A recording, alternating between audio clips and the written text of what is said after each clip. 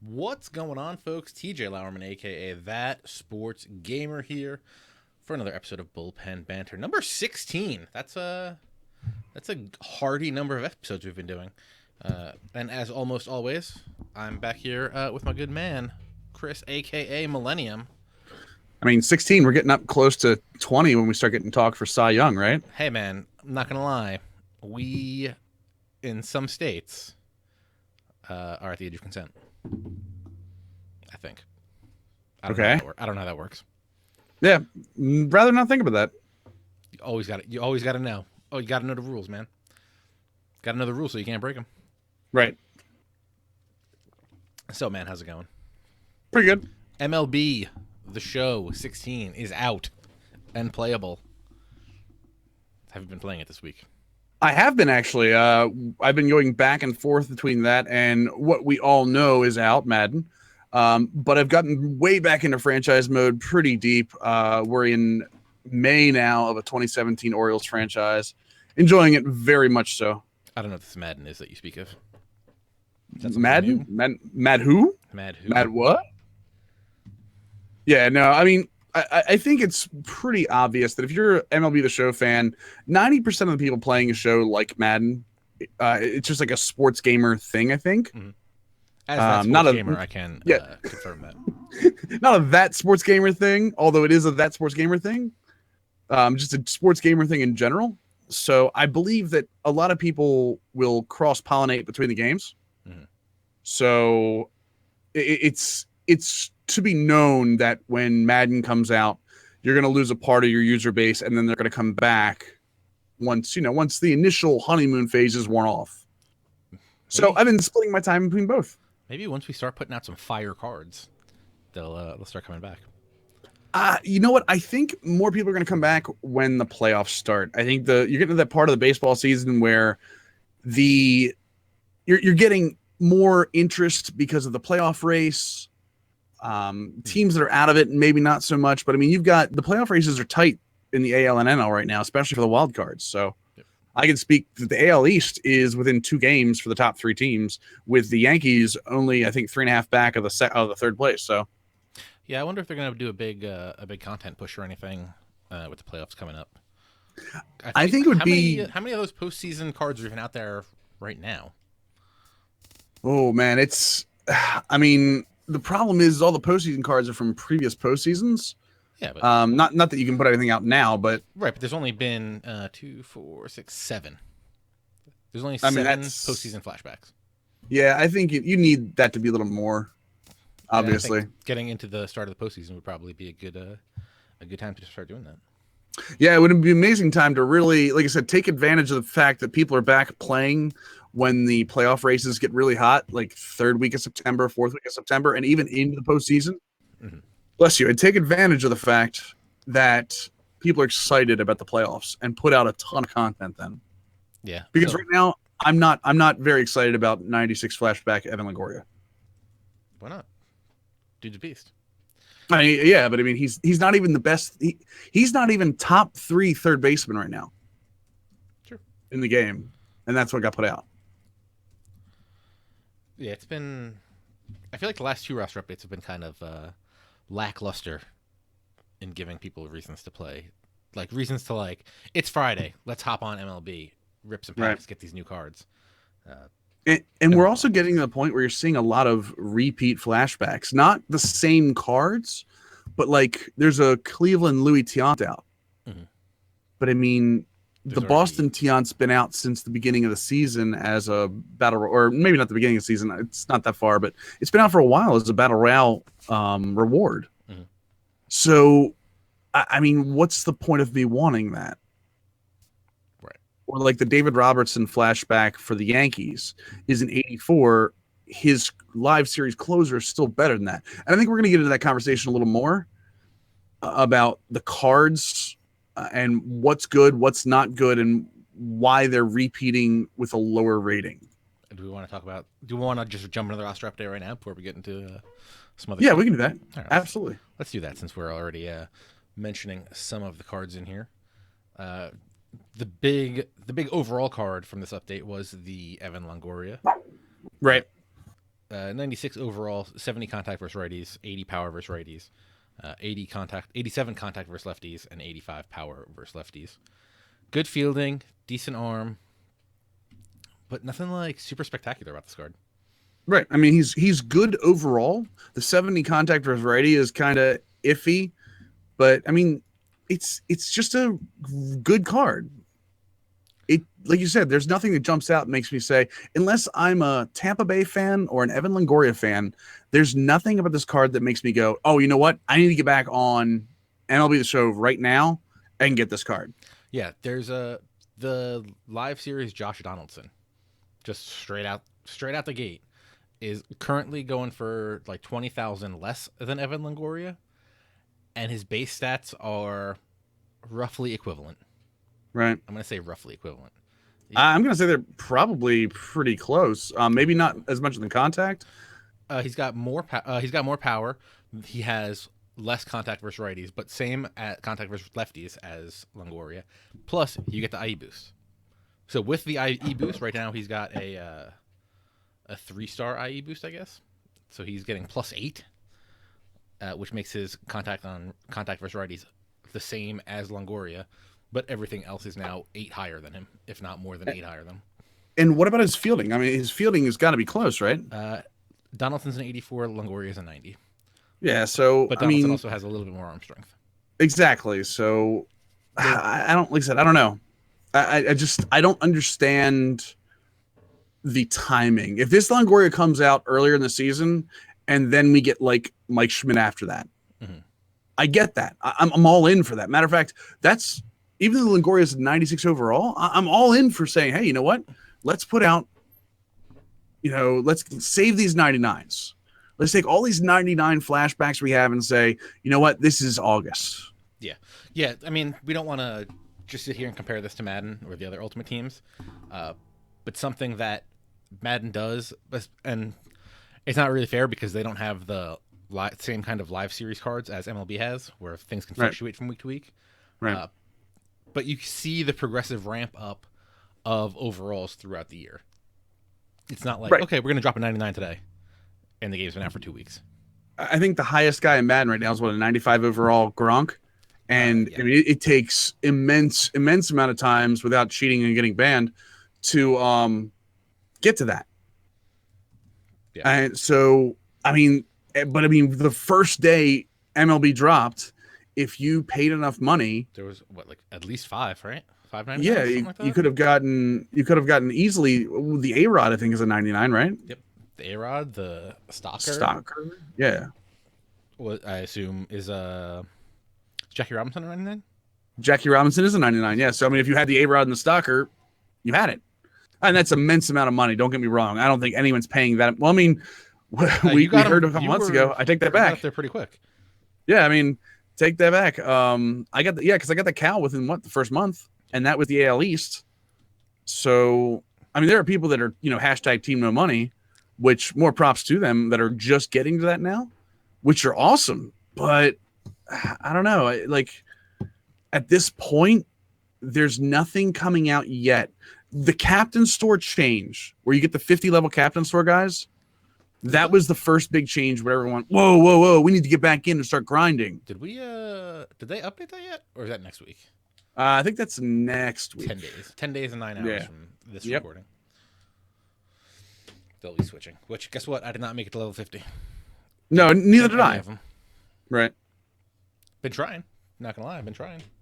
I mean, but a lot of us, what we did was, without knowing this was coming, we went and got 30 across the board. Yep. And then we had to go the extra 20, which is not like the first 20. It's like getting to 30 3 times. Yeah. So it's like getting to 30 20 times. Right. Just for reference, Mutthead, which is essentially the Daddy Leagues for MLB, though I think Daddy Leagues has the stuff in there too, right? They have some of the stuff. I don't know if they're 100% up and running yet. Yeah. The highest rated card in Madden Madden Ultimate Team is a 95 Gronkowski. After that, there's 4 92s. Yeah, I think like a DeAndre Hopkins. I think the Le'Veon Bell is a 92, right? It's like stuff like that. So, but I mean, again, cards. Actually, what's funny is that that DeAndre Hopkins isn't technically real because that's got that limited amount of contracts.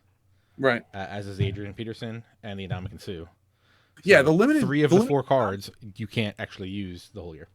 I know a lot of people think that those limited use cards are weird. I think that's a good idea. So I'd like to see something like that. Again, you'd have to bring again. Let's not compare too much, but I think one of the things everybody wants in MLB The Show is more solo content for Diamond Dynasty. So yeah, it's just weird that they're kind of taking it 2 different. Like, I mean, it's nice that they take it 2 different ways, but you're not getting end game content in Madden at the start as you are in MLB, at least this year. Maybe that changes next year. We'll see. Yep, and like I said, I think we'll get some people back. I think we'll get a large amount of people back come, another week or 2. Yeah, once the playoffs start, it's going to be with the playoff races. Even me, like I said, I started getting the itch really quickly to get back into it because I mean, baseball's my favorite sport, but we're also going to get into these other sports game releases like NHL, NBA 2K is starting to ramp up. FIFA's coming out, which is the biggest sports game in the world. It's a fight during this period of time to keep the attention of a sports gamer. Yeah, you know what? I'm just looking at the Schmidt and the Longoria. Schmidt's less on contact, but destroys him in both power ratings and has a better defensive rating and a better arm strength and almost the same speed. Right. And right now they're kind of roughly the same price. If you can get the lowest Schmidt or the highest Longoria, they're about the same price. So, I don't know. Yeah, I think I would have liked if they would have rolled out cards a little more gracefully throughout the year. Like, didn't we get like the 89 Gaylord Perry after the 93 and the 94 came out? Yeah, well, and then that happened with a lot of them. There was a lot of cards that you had the best card out, and you started giving the rookie card out, or you gave the it was just a weird rollout, and I'm not sure I completely understood it. Yeah. All right, who else we got in this roster update? As we said, the new Tiant, new Melky Cabrera. I feel like that Melky Cabrera is going to be low-key OP if I go look at it, right? 87 contact versus righties, 87 contact versus lefties. Yeah, he definitely, and he's got some power. Got 84 plate vision. 84 plate vision, my man. This is going to be a straight battler when you get him up on the plate. Exactly. And I found that out more recently. I've always pimped the plate vision, but like until I got up into the CS level for Diamond Dynasty, it didn't really hit me until you get to that Hall of Fame level where that PCI matters so much. You know what I'm gonna do here? You know what we're gonna do? We just got a new thing on the show right now. When we go in here and we review guys. Oh no! What are you doing? What are you doing? We're gonna leave comments on there. Oh, we're gonna leave comments on the actual. Yeah, we need a Bullpen Banter Daddy Leagues account. Yeah. No, we'll just use my ThatSportsGamer one. Probably easier. Look, that works too. Straight battler. That's what we're gonna call him. Love the contact. Love the high plate vision. I feel like this guy could sneaky make it onto like a bench spot for my team. As maybe a pinch hitter. I don't think he could play. He doesn't look like he could play defense for you, but absolutely pinch hitter. A little switch hit on base guy. Has some speed. 70's gonna get the job done. Yeah, absolutely. And you have the 51 stealing. We always talked about my rule. My rule for stealing a base, if you're going to use auto stealing, is the stealing and the speed have to add up to over 100. So, I like that he's a center fielder by trade, and then he can go to the other corners too, which means it would go up, right? Is that how that works? I always forget. I think my name just died. Not really. I think because what's doesn't the overall make the weird thing? Well, the overall. Well, what I'm saying though is if you move it from center to corner, I think the hitting takes more of an advantage. Well, no, you know what? Then I guess maybe because of his power being low, it would be close. I don't know. Interesting.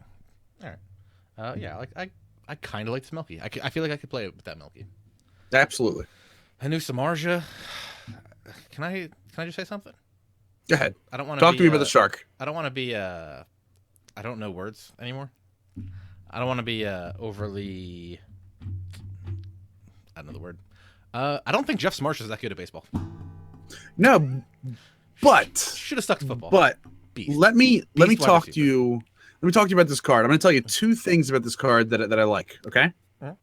The first one is 5 pitches, 2 seam and cutter. Even though it's only everything moves pretty much the same speed. The cutter you get a little bit off of. You got 2 speeds. Yeah. And cutter 2. You got 2.5 speeds. And if you're looking at that, can you do me a favor? Yep. Right up there under his name. Uh-huh. Can you look at series for me? Finally, a same faces, different places. I knew you. That's as soon as I saw that today, I said, you know what? I'm going to bring that up to you and say, hey, look, we finally got somebody for the same faces, different places. They did one. Right. I literally wrote a thing on. I assume it would have been on Hit the Pass. But I was like, same faces, different places is a thing. There's 3. Right. And I didn't know. Yeah, this. Melky was one, and Andre Ethier, or not Andre Ethier. David Robertson, I think, is the other one. I might get these 3 cards just to be like, what up? So yeah, I mean, so this is like that M&M's commercial where they see Santa Claus, and they're like, he does exist. They do exist. I didn't think it was a thing. Unbelievable. If we can get a video game player to faint at Bullpen Banter, I'll quit everything. I'll just be like, we're done. That's amazing.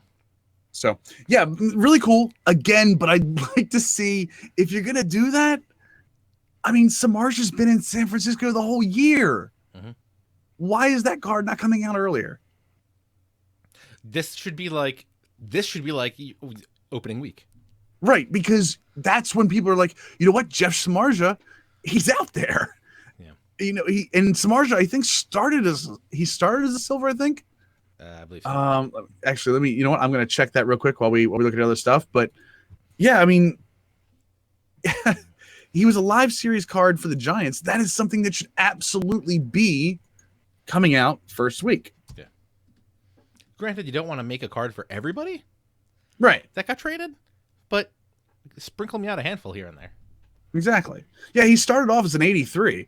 So you could have put this 83 out there as your live series card for start, and you could have easily brought this 85 out in the first month and said, hey, here's a card that's better than the live series card. I just want to, let's see. I'm not even going to try to spell Samardzija. I've finally gotten Saltalamacchia down on the regular. It's Samardzija. Okay. Oh, this is a Cubs one? I can't go that far back. I was just looking at MLB 15 had him as a 81. Gotcha. So yeah, I mean, gave him a little boost when he went to the Giants, and then he actually started as an 84 at the beginning of last year. Gotcha. And then dropped all the way to an 81 by the end. So yeah, again, you're looking at this and saying, you know what? Perhaps we should be putting out these cards earlier, and it sticks with our same thing of put out the lower rated cards earlier. I was gonna say this is a great candidate to put out early because 85 gold at the beginning of the season, that's really good. Exactly. An 85 gold when the baseball season's almost over is like, all right, I mean, granted, we play a ton. Right. And I'm sure there are a lot of people that don't play as much as we do. But I'm pretty sure a lot of people have rotations where an 85 gold, granted, overall it's not everything. Let's get past that. I'm sure there's a lot of rotations where a new 85 gold, that's a card they're going to sell because they don't need it. Earlier in the season, 85 gold would have been most people's rotation. Yeah.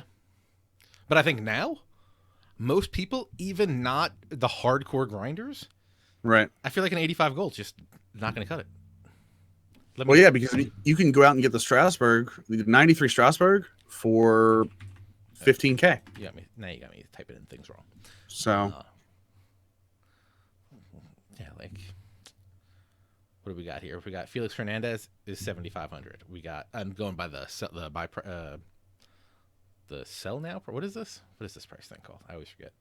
Buy now, sell now. Oh, the profit. Yeah, the buy price. You could put a buy order in for Johnny Cueto at 6,400. Probably get him. Right. 7,500 if you want the flashback.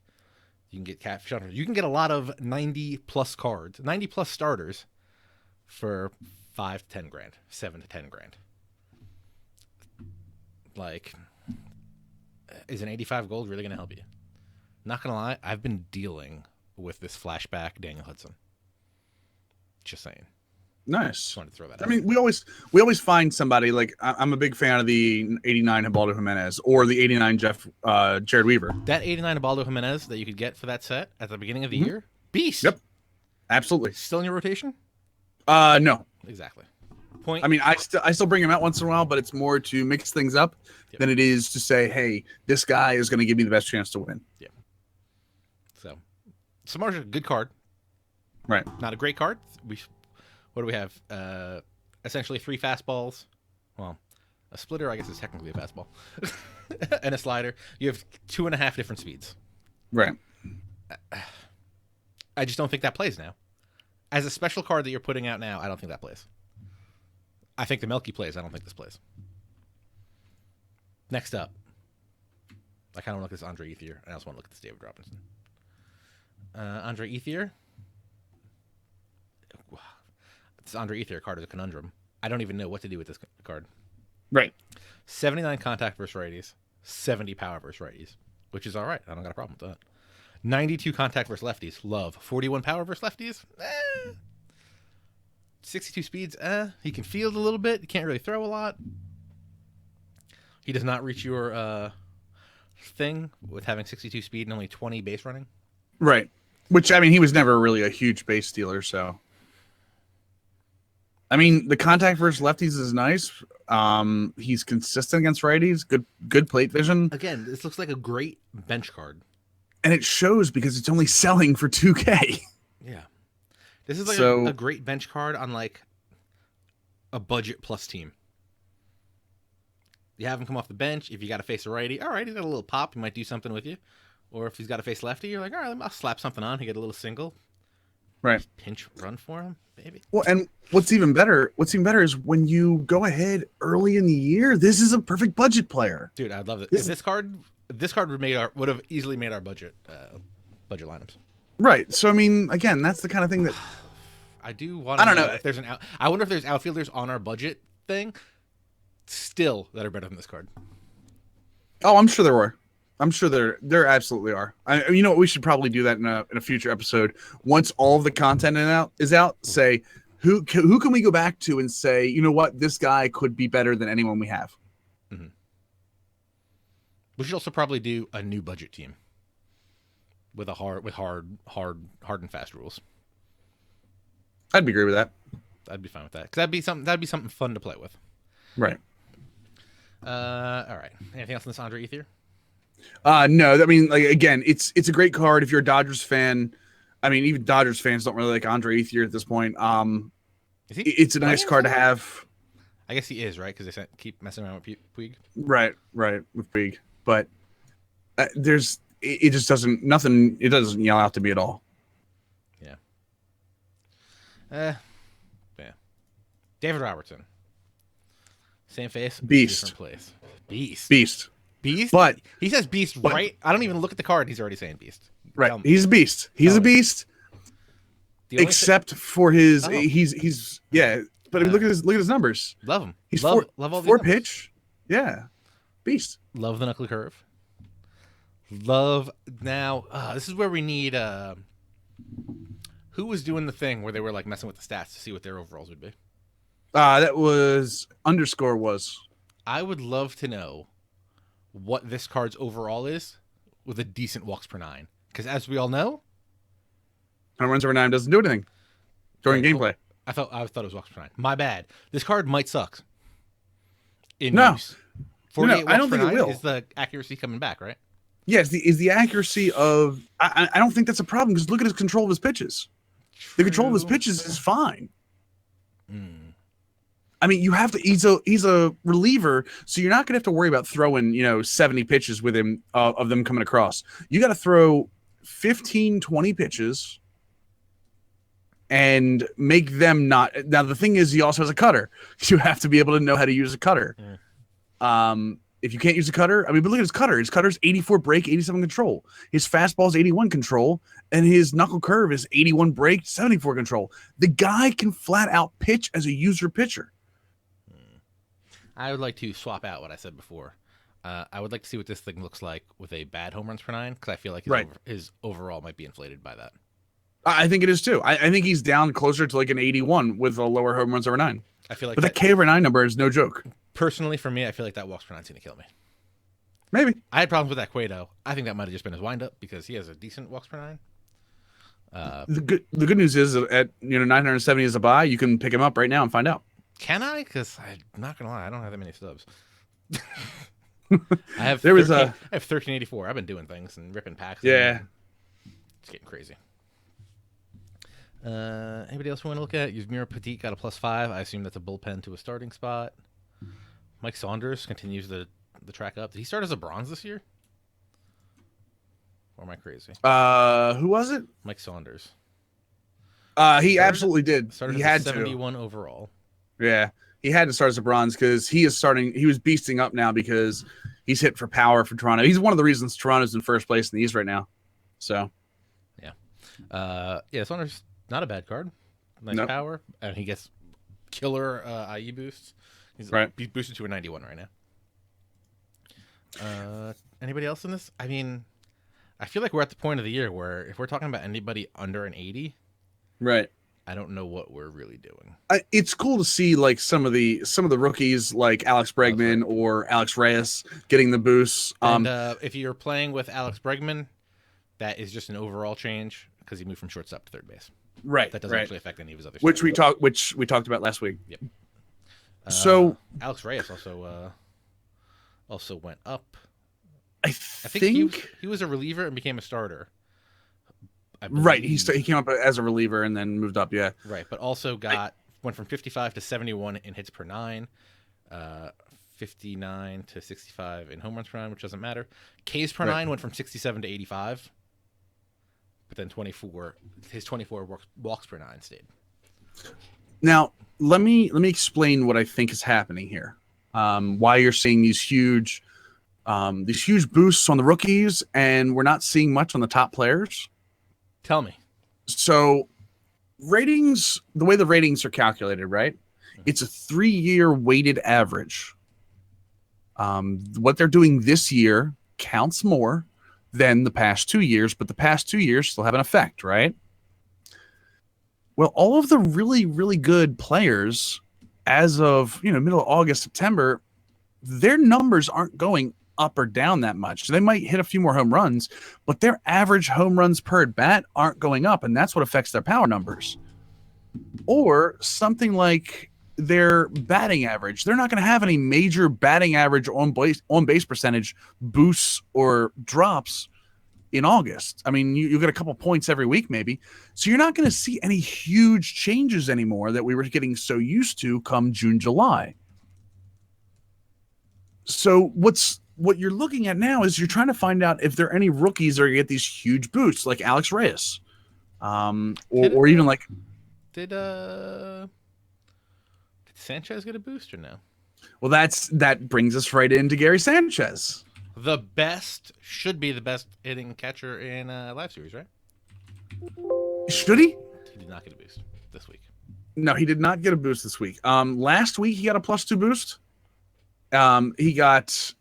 His boost last week was from power wise from a 58 power versus righties to a 68 power versus righties. That was the big boost. He got a little boost in discipline too, but that's where he's been making his money early on is, his power versus righties.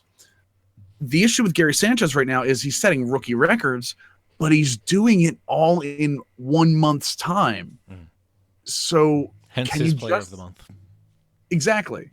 So can you justify a boost? The thing with him is his bat's always been there.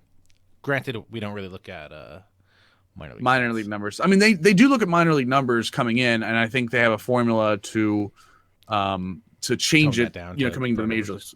Exactly. But here's the problem is he's doing it over 1 month's time. So if he's already got a rating calculated on minor league ratings, at what point do you say, you know what, this guy should be a gold catcher? Right now, I'm telling you, this guy should be a gold catcher. But that brings us into, well, what? Wow. Do you know who also has this? Gary Sanchez is a 78 overall. Do you know who also has a 78 overall? Who? Kyle Schwarber. Well, there you go. Last year's superstar out the gate. So Exactly. So, and Amod, I'm gonna comment on that. I don't think the updates are, and I hate that word. I'm sorry, I really hate that word. So I'm gonna say it, but know that I'm not happy about saying it. I don't like it when they're called lazy because it's not. It's their system. I don't think the update at this point in the year there isn't anything else to update. I mean, you can update the rookies, but what else are they going to update if they've got a very specific rating system? The only thing you could change in Diamond Dynasty is, like we said before, maybe Gary Sanchez gets a Team of the Week card or a Player of the Month card, like a Rising Star. Exactly, where you know, sort of future card. What they did those? What were those? Ghosts of Madden Future cards. Yeah, something like that, right? Like there's a 98 Gary Sanchez. That's a monster. Or the rookies last year. Remember the rookies at the end of last year that you get to put them into Madden this year. Mm-hmm. It literally just happened in July, and there were people playing Madden in July trying to get these cards a month before the next release. Can we look at this Matt Strom pitcher for KC card? For Kansas City, yeah. He went up, what was it, 18? Went up 18, went from 35 hits per 9 to 62. Right. Took a plus 12 in home runs per 9, a plus 37 in Ks per 9, and a plus 15 in walks per 9. And when did Matt Strom debut in the show? I'm going to guess the 19th of last month. Right. So I think so that's the saying. Like we're seeing what the pros are. We already know what they are, and their cards have kind of already been calculated out for that. But it's these rookies that are getting the movement, essentially. Exactly. The rookies, there has to be something done about hot rookies that no one's going to play with, or 99 legends from the beginning of the year. Yeah. Live series, if that's the way you're going to go with live series, I'm perfectly fine with that. Keep the live series guys, let them do whatever they want to do, maybe even knock the rating scale back a little bit and say, you know what, a 99 has to be Mike Trout. Like you legitimately have to be putting up 300 average, 35 to 40 home runs, whatever it is. And that would require reworking of the overall, not the actual in-game ratings. Yeah, I still don't understand how Jose Altuve is not 99. Right. Well, for his position, exactly. So they have to be able to do something with the cards that are not live series cards to ramp up and say, while still something to do with the non-live series cards to ramp up to the 99 while still controlling the live series cards to not be the best ones in the game. If that makes any sense. Yeah. So like if a Mike Schmidt card comes out or like a Miguel Cabrera card comes out in like August, don't make it, hey, I've already got 99s or whatever. But like the Pujols card came out and people lost their minds. The Tom Seaver came out and people lost their minds. That's the kind of excitement you got to keep going throughout the season. Was the Pujols also a position change? Was he like a left fielder with first base as his backup? Or something weird like that? No, there was a 97 Pujols I think you're talking about. Yeah, okay. Yeah. Just looking at the Gary Sanchez card. I mean, it's decent. For a guy that's played a month, pretty damn decent. Right. Would you pick him in front of Francisco? Let's just go. Can we just do this? I think we're done with the roster update. Okay, yeah, I'm definitely done with the roster update. I want to talk about Gary Sanchez for a second. Granted, I'm looking at I've gone to the auction house, so if you want to do this on your console. No, go right ahead. I've gone to the I mean, if you want to play along with me. No, I'm going to play along with you. Go to the auction house, search catchers, search live series. Okay. Can we just let's play Would You Rather in your mind, not specifically looking at these cards. Okay. Gary Sanchez. Would you rather have him or Travis d'Arnaud? In my mind, without looking at them right now, Gary Sanchez. Yes. I agree. d'Arnaud's got a little more vision. Sanchez has the power. Hitting's roughly similar. Their contact's roughly similar. Right. Sanchez actually has a better arm and better fielding, which is interesting to me. Gary Sanchez or Francisco Cervelli? I would rather have Sanchez. Mm-hmm. I would maybe go Cervelli just because they play him with the shift. They play him with that weird. They play him the opposite way shift. Right. But he's got huge contact, but nowhere near the power. Beef Wellington Castillo. Ooh, Castillo I like because Castillo mashes lefties. He does. I'd maybe put Castillo on the list of people that I would play over him. Just saying. What about Yasmani Grandal? That's a weird one. These guys here. Let me tell you what's good about Gary Sanchez. He's even.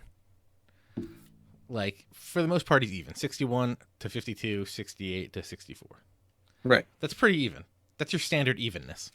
Agreed. I feel like the majority of the guys you would play over him, like a Wellington Castillo, is because he's really good against lefties. But you wouldn't take him against righties. So I got one for you. Ready for this? Sure. If I told you you could only have one catcher. Oh, I'm taking Gary Sanchez over one of these, over like a Derek Norris. Uh-huh. I'm taking Gary Sanchez. What if I told you you could only have one catcher between Gary Sanchez or Flashback Salty? You cannot sub Salty out against lefties.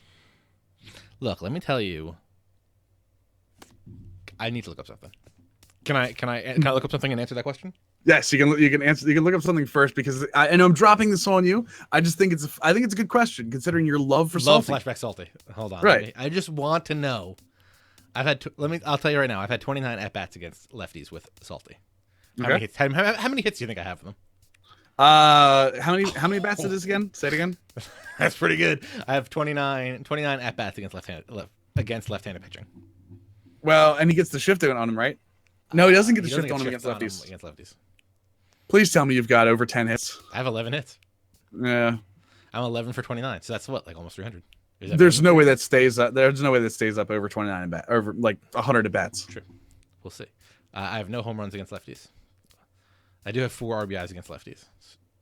Only struck out 5 of those times. I don't have percentages. That would help. It shows me a batting average against lefties, right? Should, yeah. What if I told you? Are you ready for this? What if I told you I'm hitting over 100 points better against lefties than I am righties with him? No, say again, but that's way, no. 30 at bats is too small of a sample size. Small sample size, maybe it's a real sample size. You just don't know. You're really mocking up numbers right now. I hit fairly decently with them. They're all dinkers into center field. I'm not going to lie to you. They're all little dinkers into center. 266 versus righties, 379 against lefties. Right. I'm just saying. That's weird. Any of these other breaking left and rights? No. Yeah. Jared Saltalamacchia, 1 stolen base. Never been caught. Salty and LaCroix, the only catchers I have with stolen bases. Weird.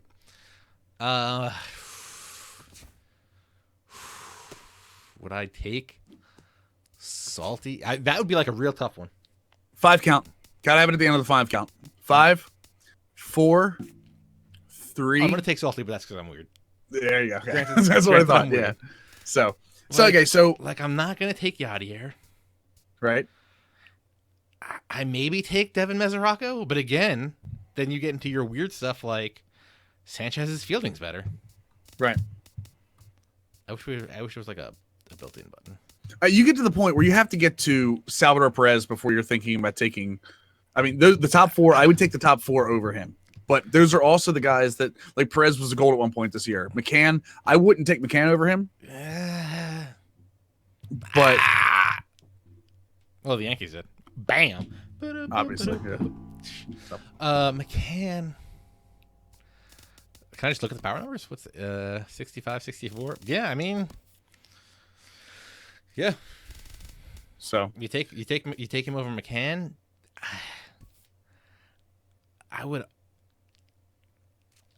I'll tell you what.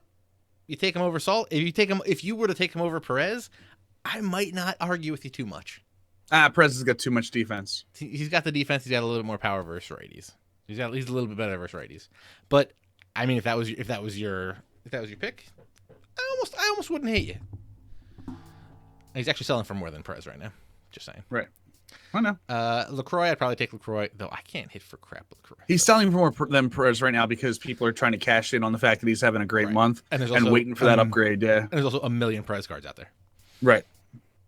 Yeah. I would say I'll say 5th. I don't think, wouldn't take McCann. Outside chance to take Mesoraco. Right.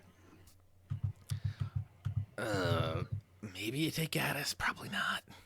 And he's got a 49 speed. He's young enough where his speed hasn't been affected by that yet. So true. Is he?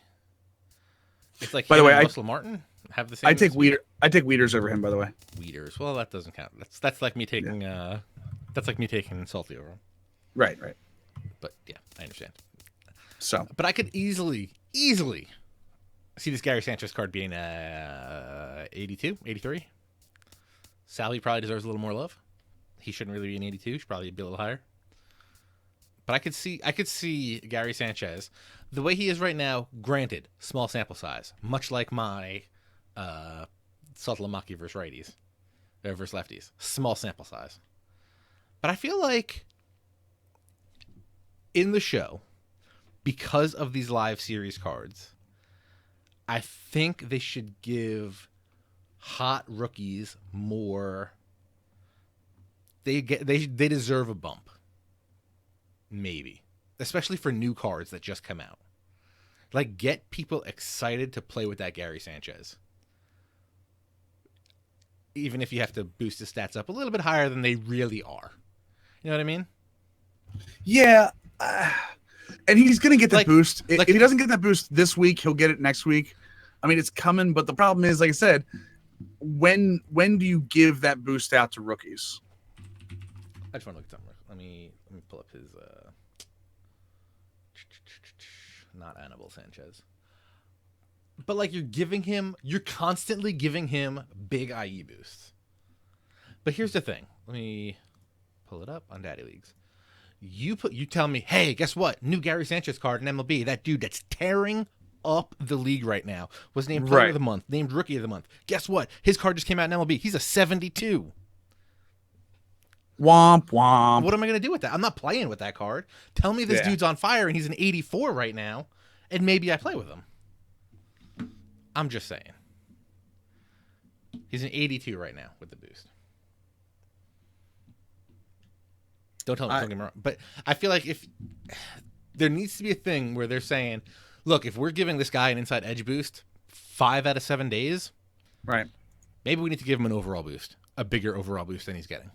Like I said, I don't know, maybe, but I agree with what they're doing because you can't make exceptions like that, but that's why you do different cards.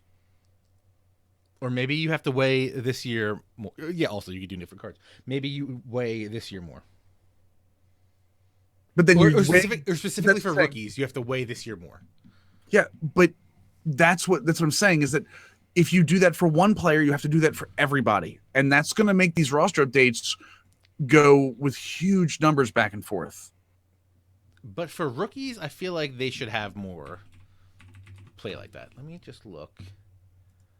But again, like I said, but if you do that for rookies, I mean, rookies are already getting that weighted because I don't think minor league numbers count as much. Right, but if you're telling me a dude hitting not GarthBrooks.com, what's his numbers?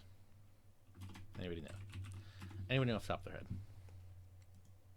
From the chat, talking about real quick from the chat, talking about Inside Edge, though. Also, finally, Google has figured out that if I type in a baseball player's name, I want baseball references like the top result. Love it. Finally right. Happened. He's baseball hitting reference is 355, nice. Slugging almost 1,200 with 11 home runs. I get it. 100 plate appearances. I get it. Maybe next year. Here's the problem. Just give me a reason to play with this card. Dude's on fire. I want to play with him. I'm never going to use it. I'm never, ever, ever going to put Gary Sanchez into one of my lineups. Even if he had, what was it, plus 13 is the best? If he's got 74 contact, am I playing him? Maybe.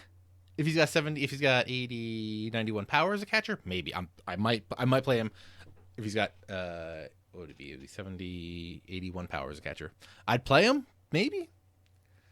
But right now, there's no this dude's a beast in real life. There's no reason to put this guy anywhere near your team unless you're doing it on some sort of Yankee team. No, I get it. And again, I'm seeing Inside Edge being brought up in the chat. I mean, this is the first year for Inside Edge, so we're not sure how exactly it works. But I can tell you that Inside Edge works on previous numbers. So if a guy doesn't have previous numbers, it's really hard to give him Inside Edge. Sure. Like you're looking at Gary Sanchez over the last month of numbers. I don't know that you can justify a plus 20 for Gary Sanchez, even as hot as he is, without having those numbers backed up. You're talking about baseball where numbers in no other sport, baseball is numbers centric. They made an entire movie and an entire lifestyle of baseball team building off of numbers, which is not something other sports have done. So he's showing the numbers over a short time period, a small sample size. Yes, he's insanely hot right now, but you can't say he's going to do that every night in a 162 game season. And the real problem we've seen with IE this year is that they aren't super specific to the actual player. Agreed with that. Very, very much agreed with that. Like, remember when they were like, I'm trying to think. Was it Aroldis Chapman was getting negative IE boosts because it's like lefties with similar pitch mix aren't that good. But it's like, yeah, none of those dudes are throwing 103 with a devastating slider. Yes, there are other guys that throw a fastball and a slider and a changeup. But there's not Aroldis Chapman. You know what I mean? Exactly. Well, that's what I'm saying is first year for Inside Edge. Inside Edge itself is kind of new, I think, in terms of... I mean, this is the first year of Inside Edge in MLB The Show. Right. Inside Edge was in certain other baseball video games, but nobody cared about that game. So I couldn't tell you how much changed on a day-to-day basis. Yeah, that's what I mean is that it's new in terms of how it affects ratings in the show. May I throw out a suggestion? This is going to sound dumb, especially since I have no idea about what I'm about to say. I would almost prefer they dump Inside Edge. Are you ready for this? In lieu I hope so. of DraftKings. Something like that. Or make them work in tandem. Because DraftKings does it where, like, today, this dude's facing this team, and his price is going up because he should do good against them. Right. They seem to have it much more accurate to the player. Granted, they don't know, or maybe it's the same Inside Edge, but they're using the more specific numbers. And it's not just, okay, this guy's facing this guy in real life, so we're going to give him plus 13 to all these stats. It feels like Inside Edge knows, or Daddy Leagues, or not Daddy Leagues, DraftKings is using the information more specifically to the player than Inside Edge is. So hold on a second here. Can I ask a question? Sure. I get tired of all you streamers sucking up to Sony. I mean, we've kind of been pretty trash to him this whole episode. I'm fine with that, but I'm talking from my own experience in this game and trying to be unbiased in this. I'm not trying to suck up to anybody. I don't get money from anybody. I don't get, have you got any packs from Sony? Have you got any free stuff from Sony in the game? No. Yeah.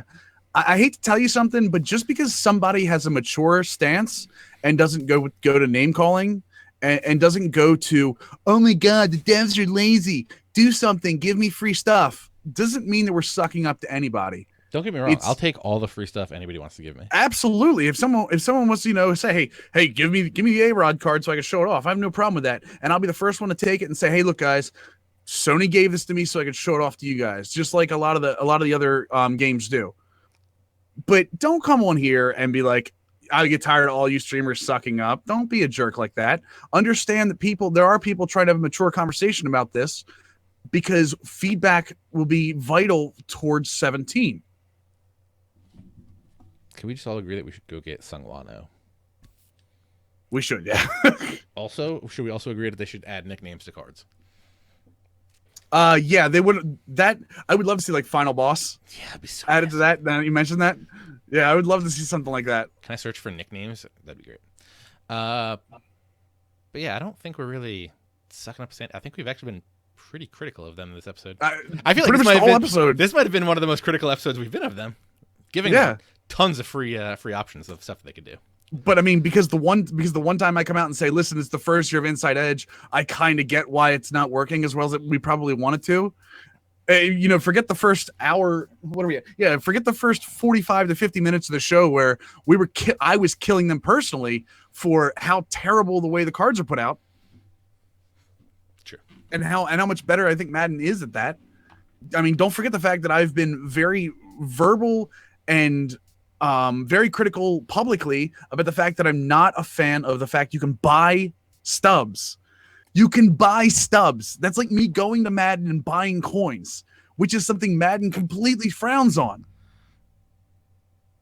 So I can literally buy every player I want in this game with no work. I don't even have to play the game. And you did. And I did. You're absolutely right. I did. You bought that cow. You're 100%. You're 100% right. I did. And you know what? You know what sucks is that I probably would have played more Diamond Dynasty if I had to get the cow by grinding it. Do you even, can I ask a straight up question? Yeah. Do you even play that cow anymore? No, I still play the cow. I still play the cow because he's Memorial. I love him. Yeah. What is he even? I absolutely love the cow. Is he a third baseman or shortstop in the game? He has a third base secondary on him. He's a shortstop by trade. Yeah. Oh, but you can't get him into the thing, right? Okay. I was just thinking, you play Cal over Tulo? I don't have Tulo. You have Tulo. I'm just saying, would you? No. Cal over Hanley? Yes. Wait, 97 Hanley? Yeah. Yes. Red Sox Forever, you can buy points in MUT, but those can only open packs in the show. You can buy stubs directly with cash. Correct. Over Jimmy Rollins? Yo, Jimmy Rollins kind of beast. Yeah, and Matt Foley's got it right. Points far from guarantee a good amount of coins. That's exactly right. You use points. Don't even get me started. Exactly. I'm going through the 80 Pro Pack bundle I opened so that we can do like a breakdown for Hit the Pass. Uh-huh. Oh my god. How'd that go for you? It's unbelievable. Which is crazy because remember the first day of EA Access, I opened a 50-pack Bro bundle and walked out with 6 elites. Are you kidding me? No, I'm not kidding. I barely walked out with 6 cards over 80. Red Sox was there. We were doing I got the 88 Cam. I got Michael Jenkins, free safety. I got Andrew Whitworth. I got a Nick Foles collectible elite, which counts because it was worth like $50K. Why can't you be on PlayStation and give me that Whitworth? I'm not giving you that Whitworth. I'm on Xbox, and I already sold him. Okay. I sold all of them. That's where I got my coin stack from. I got like 40K. I got to go buy a new left tackle. MLB. Tweaks need to be made to Inside Edge. Right, I agree. Inside Edge, absolutely. But again, it's the first year. I want to see what they do with it next year. I do like my idea of using DraftKings, because DraftKings information I feel gets much more to the player, and Inside Edge, from what we've seen, seems to be like this kind of player. You know what I mean? Yes. Can I also talk about how amazing this game still is? I mean, I've been ripping on what the processes are for Diamond Dynasty, but I streamed Saturday night, I think it was. Can we talk about how the number one Inside Edge matchup guy is a dude rocking a AAA jersey? Continue. Nice. Oh, Ryan Dull. Yeah. Because he's hurt. Yeah, I think he's hurt right now. So I put MLB The Show on at like midnight during the stream and said, you know what, let's switch over, let's play. I legitimately played that for another 2.5 hours, I think. I played 2 franchise games and was enthralled. Had a bunch of people playing with me too, going, come on, get this hit or whatever. Lost one against the computer. The game is still the best, without question, representation of any sport in like sports gaming. So for me, we've given out. I'm not a fan of how some of the things are done, but the game itself is still amazing, and I'd love to put out. You know what we should do? Like a tutorial video at some point next year, if they don't change. Or you know what? This should have been in the game somehow about feathering the stick and jogging. Get out of here with your feathering the to stick outfielders. Nonsense. Yeah, no, that's another thing we should be complaining about. No, it's not, because it's accurate. You cannot run to a spot. Then catch me in the animation earlier. But okay, so at what point does the animation kick in? When you're 4 running steps. full speed? 4 steps. So but should it go from full speed to jog immediately? That's why you got 4 to 5 steps. So make it slow down on its own. Yeah. Okay, I can see that. I'd be fine with that. Don't make it slow down to miss the ball. Because I swear to God, I will literally throw my console out the window.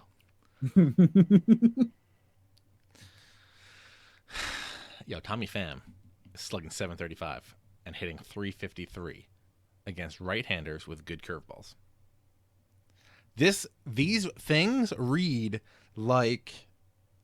You ever see this movie? And if you haven't seen this movie in the chat, go see it. Can I stream it? Little movie called Mr. Baseball. Love Mr. Baseball. Tom Selleck? Yep. Yeah. You know, in the beginning, when he's like, when he gets cut, and he's like, I led this team in what? It's like, I led this team in 7th inning doubles in the month of August. It's like, give me those. I want that in these little matchup ratings. I led this team in. Red Sox in the chat saying he wants that pack luck too. I mean, sometimes you got it and sometimes you don't. I don't. That rabbit foot stuck square up my mouth, in my mouth, whatever. I led this team in 9th inning doubles in the month of August. Nice. You hit 235 last season. Last season, I led this team 9th inning doubles in the month of August. You can stream. Ew, what is this? What are you doing? You can only stream it on Xfinity Stream Picks. Oh, okay. Rentable via iTunes, Google Play, Vudu, and YouTube for $2.99. You can also purchase it from the iTunes Store, Google Play, or Vudu for $9.99. It looks like HBO might have it. So if you haven't seen Mr. Baseball, I highly recommend you do that. Bull Durham's been on a lot recently. Low-key OP baseball movie, Brewster's Millions. Brewster's Millions? I mean, what are you doing? You never seen Brewster's Millions? Come back to me, TJ. Come back to me. Have you not seen Brewster's Millions? I have seen Brewster's Millions. I understand the love. I'm not saying it's not. What I need you to do is I need you to come back to me right now. Can I get a shout out to Hackensack, home of the Bulls and Brewster's Million, and the Taco Bell that I go to. What's going on? What are we doing? Yeah, when was the last time you had 2 chalupas?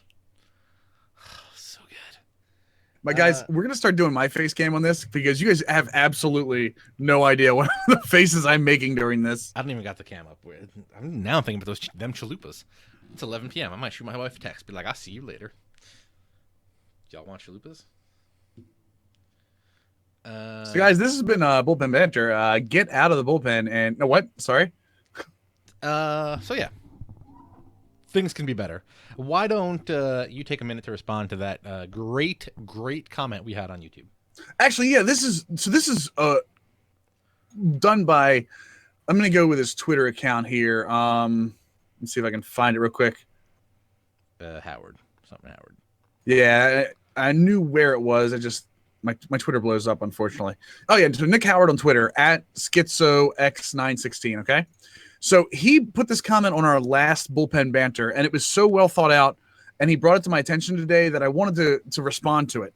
So, and I'm curious to the chat, too, because this touches on some of the things we talked about. So please excuse the length. We live in a society that whenever someone has something to say with a little substance or detail... You can literally skip that paragraph. No offense, Nick Howard, love you. You can skip that paragraph. Yeah. He just didn't want to be call a rant and said he didn't necessarily agree with what I'm talking about.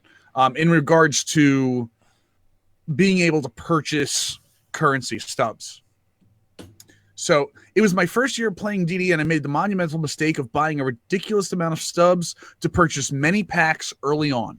This is before all the new cards were released, which was probably a huge mistake by me. I know a lot of people say this and complain about it, and I have horrible pack luck. I didn't even come close to getting a return on investment. The very few good cards I did pull did not make up for the amount of money I spent by a long shot. Once I finally kicked my addiction of ripping packs, I've been so much more successful and happy by saving my stubs and purchasing the players that I wanted. I mean, who doesn't love ripping packs and getting that amazing pull? He says, now that he's done that, he's extremely close to getting bonds, and he's a huge Giants fan. He just doesn't like the idea of being forced to buy packs and rely on luck to get great cards. So this isn't the rest of it. I want to respond to this specifically. First of all, yes, it's just like gambling. You have to be, in terms of, you have to be very careful because opening packs can be very, I think addictive is the wrong word, but you can very easily say, because you're doing it on a credit card like anything else, let me just buy 18 packs right here. And if I don't get anything, well, let me just go 2 more. And if I don't get anything, let me get 5 more. It's real easy to do that. So that's the first thing. Self-control is definitely the first thing you have to remember. Let me get this 3-pack Legend bundle. You know what? Let me get another one. Right. Okay, I didn't get a great one, or even worse, even worse. That may or may not happen this weekend. Dude, I just got 10 elites in this bundle. These things are hot fire. Let me go buy 3 more. Got to do it. Right. No reason to not, right? You got to know where your limit is. Some would say you have to know when to hold them. And you have to know when to fold them. Exactly.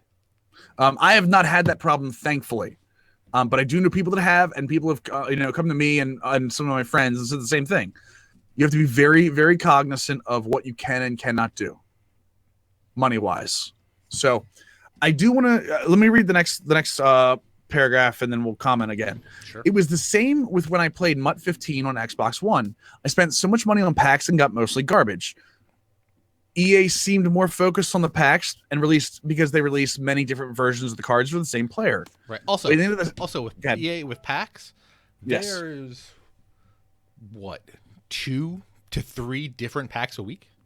Right. Would you say that? Maybe 2 to 3 yes. different types of packs a week. There is new packs and sometimes sets and sometimes things to do. Like you said, 2 to 3 times a week. Right now there's new solos every day, right? Yeah, because of the milestones, right. And he even mentions that in here, that by the end of the season, there are a ridiculous amount of cards for the same players. He's heard for years that Madden is a lot better due to solos and offline content, which he commends. But he said, but it kind of overwhelms you and consumes you because of how much there is. So that's a big problem. And he said he preferred playing the game for currency. And he says MLB 16 he thinks has better multiplayer. All of that aside, buying packs will always be gambling to me. Not exactly, but it is. You're buying packs for the rush of opening the pack. You're not buying the pack knowing that you're going to get something out of it. Right. You're not buying pack because someone on Twitter said, "Hey, these things are fire." Because I'm guilty of doing that because I get excited seeing other people's pulls. I love sharing that, but I'm sharing it because it's positive for that person, not because I want other people to buy it. Yeah, that's the main thing. We were talking about it. What's it? Confirmation bias? Yeah. Is that what it is? Where you see like, oh, these packs must be hot fire. It's like, no, people are only tweeting the good stuff. Right. You never tweet the, hey, this is what I got crap. Okay. Yeah. So yeah, that's the thing. The packs always seem better than they are. Right. And there are always good things and bad things about each individual card collecting mode in the different games. Yes, I love the fact the show gives you coins or stubs while you play offline games. I love that if I play a franchise game, I'm still getting stuff to work towards my Diamond Dynasty. I think that's amazing. I don't like that I can buy a player with it. I would rather have to buy packs. I wish in Madden, when I was playing franchise mode, I could get, coins for that. Well, maybe not coins. Maybe give me, Madden points for playing offline. And not a ton. And that's the thing with MLB The Show. People are like, well, I don't get enough for playing full games. That's kind of the point. They don't want to make it.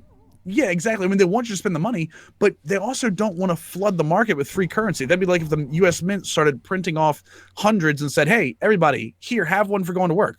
Also, that's why the tax is there. Right, exactly. You get the 10% tax on everything. So it would be nice at the end of the year if they gave you a tax return. Especially the tax. That'd be nice. Yeah, that would be kind of cool. That would be kind of cool. Like I said, that all being said,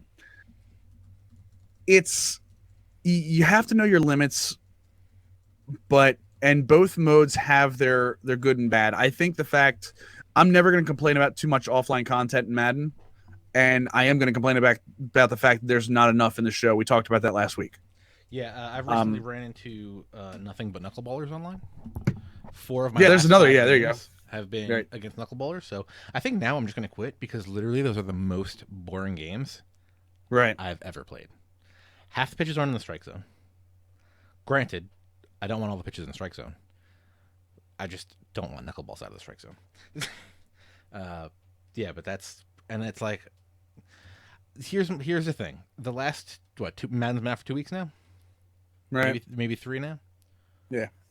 The reason I've been playing more Madden is because there is stuff to do not playing against humans. And that's really the main reason. I've maybe played 5 games against humans in Madden. The only reason I turn on the show is to play humans because there's literally nothing else for me to do. There's no reward for me going back into Conquest and doing that again. And don't get me wrong, I love Conquest, but there's no reason for me to do it. Right. Am I going to play against the computer? I mean, I have 3 teams that I can go grind innings against. I don't like the idea of grinding. I don't like the idea of grinding in this way. Like, play innings. That's okay. I can do that. Problem is, I can never take an all White Sox team online. You know what I mean? You're never going to get matched up with someone like in the same kind of level as that, or doing like the same sort of thing. So it's like I'll play a friend online in the show, or I'm going to go online to play head to head. But there's nothing really to do like specifically for me.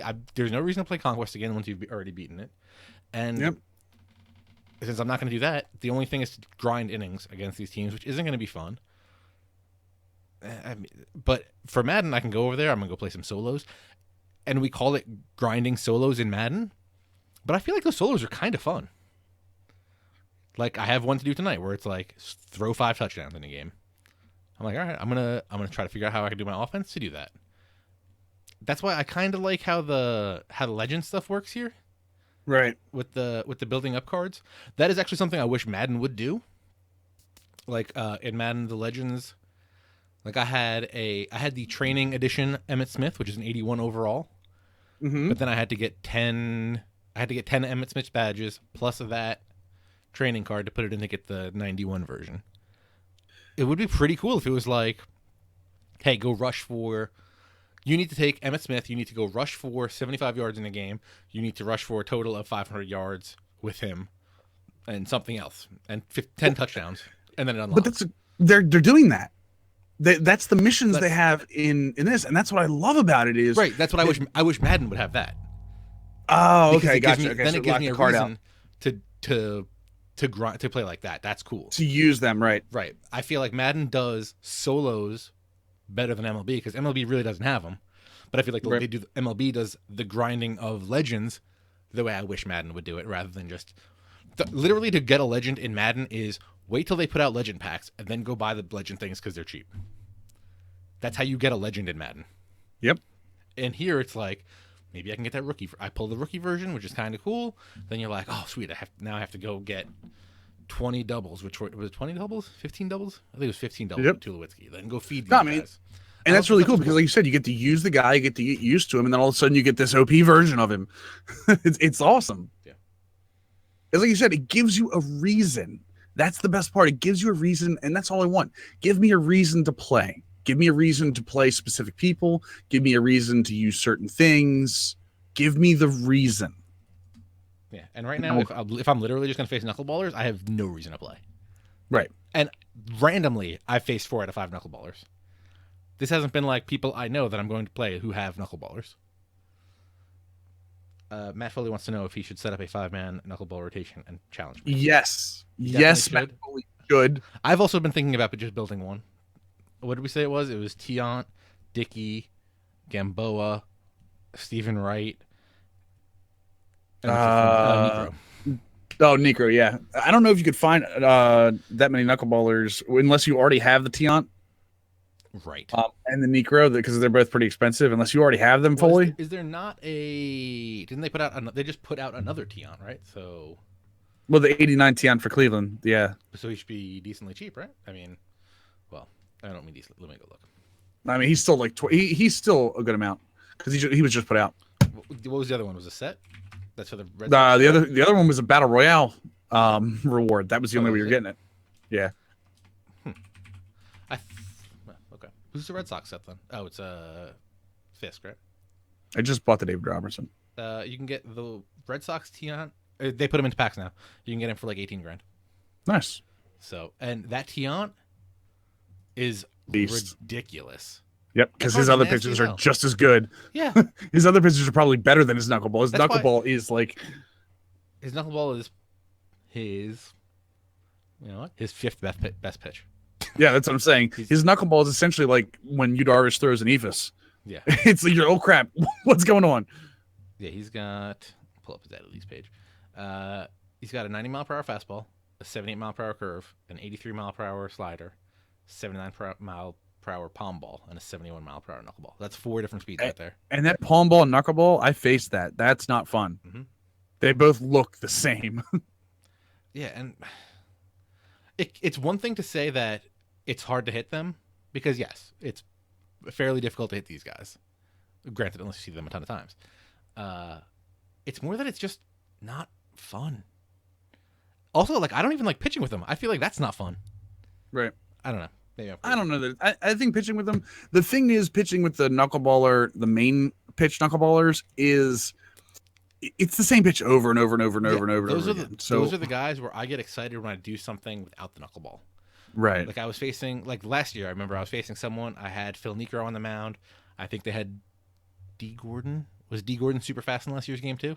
Yeah. I think they stole with D. Gordon. I did a straight up fastball and threw him out at second. And I was like, that's way more fun than throwing knuckleballs all game. But I don't know.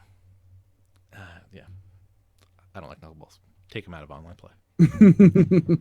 I mean, they take out, you can't have certain windups for your Dynasty player. Let's just take out knuckleballs. Right. Well, maybe. I didn't even know Tion threw a knuckleball in this. This is the first time I saw it. I was like, what? Yeah, and like I said, it's unfortunately not the very first thing, so. Yeah. All right. You want to play a game or something? I thought you were playing the knuckleballer. I thought Foley was doing it. No, Foley's not going to do that. I'll smoke him. Yeah. Why not? Let me throw the show on real quick here. Can people on different firmwares play together? I don't even know if that's a thing. I think we can play together. We can't share play. Okay. Yeah, just don't even know. It's like the reason we haven't done the other divisions for franchise mode is because we do NL East. I might just ask you to record that on your own, and we'll just put it up. Maybe. Yeah, we can do that. Yeah, go ahead. Explain. So I'm on the PlayStation 4.0 beta that includes like Twitter being 140 seconds now for a video upload or things like that. It doesn't allow somebody that's in the beta for it to share play with somebody that's not. So I think somebody was on my stream Saturday night because I was playing on PlayStation 4 went, hey, what theme is that? What is that? And I went, sorry, it's kind of that's the PS4 beta thing. So because I mean the menu doesn't pop up the same either. It pops up from the left side and pulls out for like the share. Yeah, for the share play. Sharing is so much easier too. And it's already way easier than Xbox, so it's good. Right. Well, actually, you know what? Can we make a prediction for our game? Yeah, go ahead. All silvers. No. Yeah, I'm playing Gary Sanchez. We're playing all silvers. Let's go. Oh, come on. Don't be that guy. I have all silvers. Most of my silvers are gone. Don't care. Silver Squad. I'm not taking 10 minutes to do a silver team. Fine, do whatever you want. Get your team together, play what you want. Do whatever you want. No. Get whooped. Talk ish, get shot. I'm just saying. My team's already almost together anyway because of my discipline stuff. So sure. I might just have to ask. Yo, nervous? By the way, yo, nervous? We're talking about new. Are you really putting a silver team together? Doing it right now. Not even. It's kind of hard. No. You're not really doing that. I'm not playing you if we do it all silver team because I'm not going to play you with my team and get beat. What? I don't even. You heard me. What you just said. I'm not playing you with my team and getting beat. Yeah, you are. You're about to. No, I'm not. You're rocked. I'm telling you right now, I'm not. What's the highest rated card on your team? Base card. 99? Oh, yeah, 99. That's with the boost? No, that's Trout. I can't even have fun. MLB is no longer fun, guys. You know what we can do? We can thank Millennium for ruining MLB for everybody. I think I know what we can do. All players must have a last name Seager. Only flashbacks. Only flashbacks. I'll rock with that. Okay, we'll do only flashbacks. All flashback teams? It has to be a flashback. Even pitchers? Even pitchers. Even bullpen? Because I think I might only have one. Bullpen's okay. Let's give limit. Okay, let's do this. I'm down with that. All right, only flashbacks. Ooh, do I hope I get who I think I'm going to get on this team? God, I want the starting pitcher to come up so badly against you. Bert? Uh-oh, I just server errored. What the hell just happened? Is that who you want? Bert Blevin? No, I don't want Bert Blevin. I got who I want. I know who I want to pop up. Don't think I don't. Yeah, I'm going to get Bert Blevin. It's not happening. Let me go. I'm gonna tweet out. I'm gonna put flashback Big Sexy in.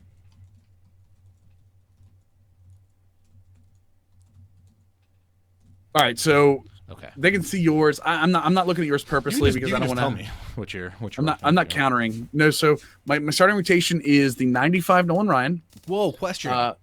What? Who gets the start? Carlos Santana, or? Oh, you get the flashback Santana. That's right. Saltalamacchia.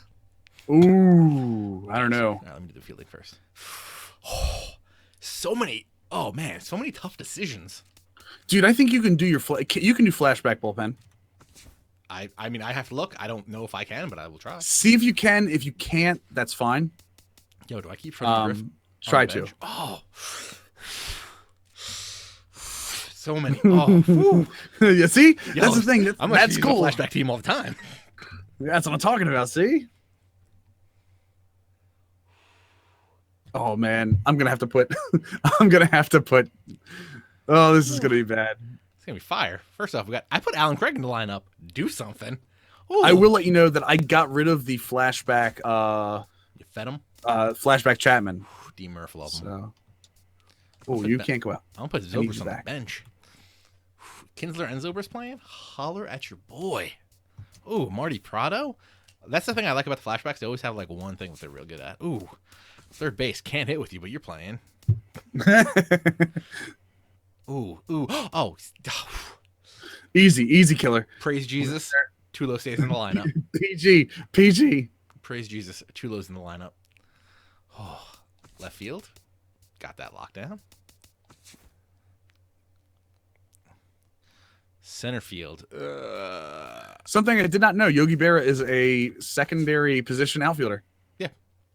That makes sense. I was not aware. That calculates. Ooh, Coco Crisp. Ooh, Dominic Brown. Spicy Brown. I'm putting Jim into my bench for no apparent. You're going to be so unhappy with what I'm bringing out right now. This is all I got.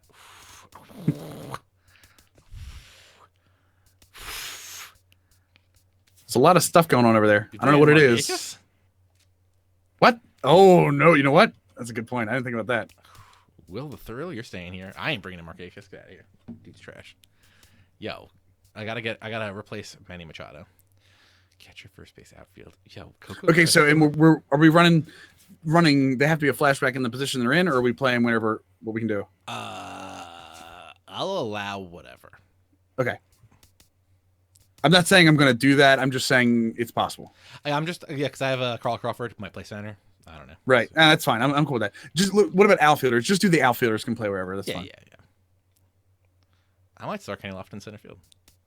Just saying. Oh, what up, Franklin Gutierrez? What up, Coco Crisp? Yo, is this Coco Crisp better than the regular Coco Crisp? Which one? Is the center field one better than the right field one? No, this one's nasty. Maybe. I don't know. I feel like my team's set. I gotta do. It's close. I'm close. So close. Okay, let's see what I can do with pitchers. You're gonna hate so much of me right now. Love all of you right now. Oh, guess what? Pap's still in the game. Ronaldo Fingers, you in the game.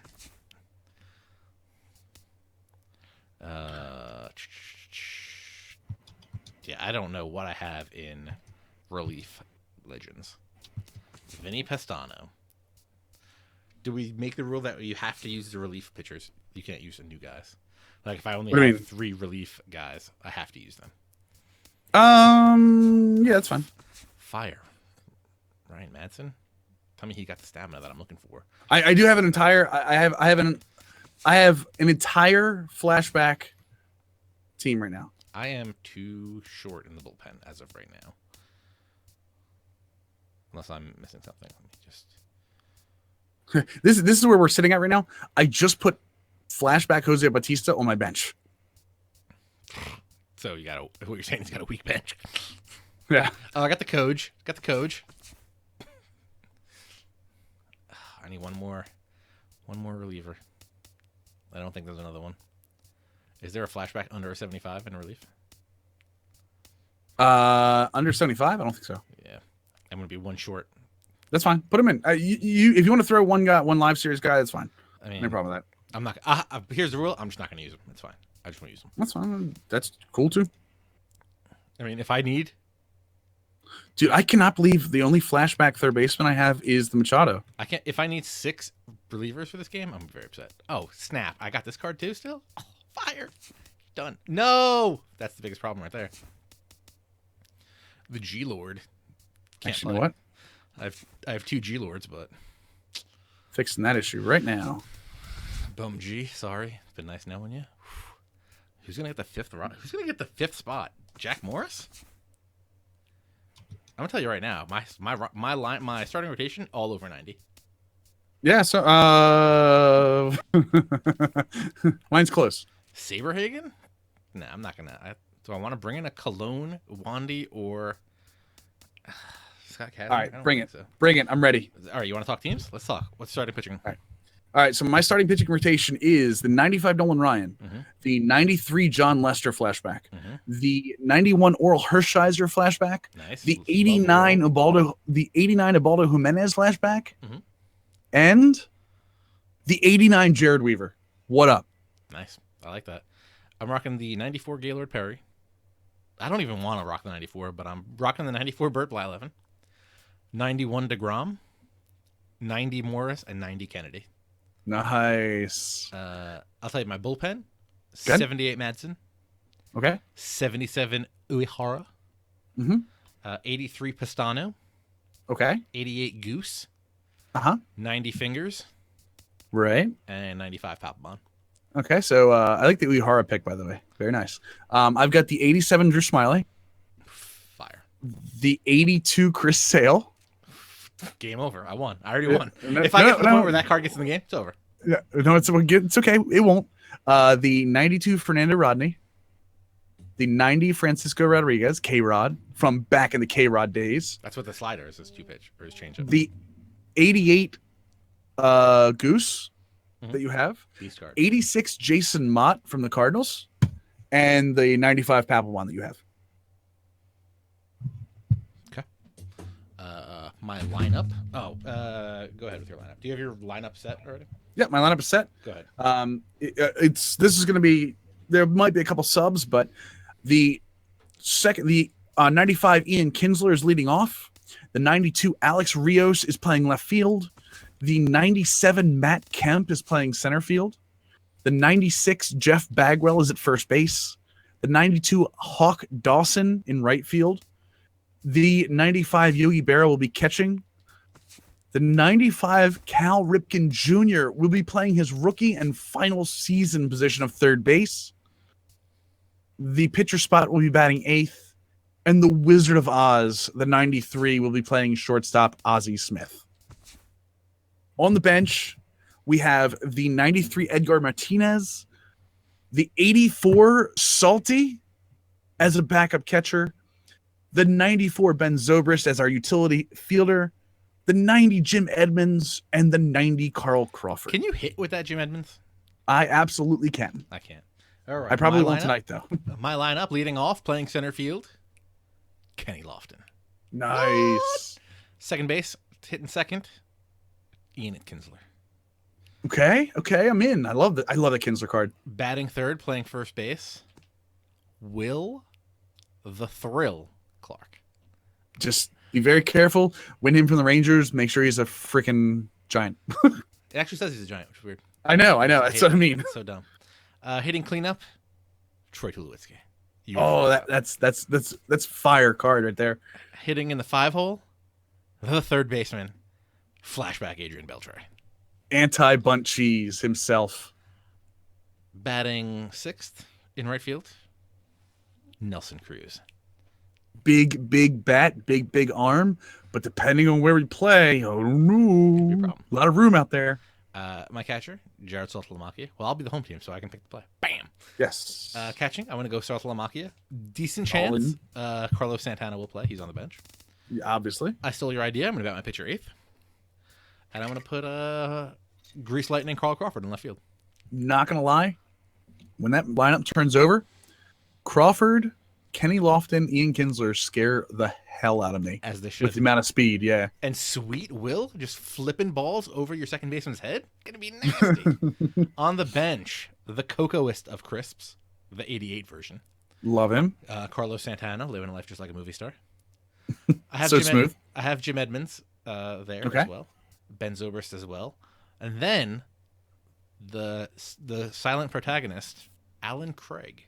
Alan Craig comes in the second I put sale on the game. I know it's coming. Not even a question. 93 contact versus lefty, 84 power versus lefty. Yeah, the second Sale comes in the game, Craig's hitting the 3-run bomb off of him, so I got to be very careful. Sale might just be a decoy. My bench is very ready for whatever reliever comes in. Your bench has the 3 one switch thing hitters, that might... left and righty. Yeah, I like your bench. I've got the Salty on my bench. I get for righties. I got the Edgar for both sides. I have the Zobrist in case I pinch run with Crawford. I do like that you have you. I think you're more versatile on your bench than I am, especially if I decide to throw Crawford in there instead of Alex Rios in left field, which is still a possibility. I don't think it's going to happen, but a lot of speed on that team. Yep, a lot of bunt cheese. Definitely going to bunt. I know. What's your overall? Just curiosity. Overall, in the actual lineup screen is a 91. When I back out, it's a 92. That's weird. Which no, it changes for some reason. I'm not sure why. No, I'm both. Yeah, so in the lineup screen, I'm 80 contact, 78 power, 72 speed, 78 defense, and 88 pitching. 77 contact, 77 power, 66 speed, 75 defense, 88 pitching. Which is really crazy considering I feel like your team has more speed than mine does. But I guess because I've got Smith and a lot of my guys have base speed like Kemp and Dawson. But I have Beltre so maybe. and Saltalamacchia and Cruz. Yep. And Will Clark, who might just be our log. I think this is going to be a good game. Yes. I think you should send that challenge over now. I'm challenging you. Because you're challenging me. Because once that midnight hour hits, my gameplay takes a serious turn downwards. We found that out on stream not too long ago. Not you, but a lot of people found that out on stream. What's your name here? Millennium OS. Challenge. Guest pitch off. Quick counts off. Hot zones preview. Box on. Just kidding. Leaving the injuries on. Make you think about your choices. Oh. Where are we playing, folks? Flashback team should play at a flashback stadium. I agree with that. I only have Griffith Stadium. Oh, what is Griffith? Is Griffith the big one? Griffith is the big one in right. I'm fine. I'm fine if we do that. I'm fine with if we don't do that. I'm cool either way. Okay. We could always play at Capitol Field. I know you don't. We're not playing at Capitol Field. What team?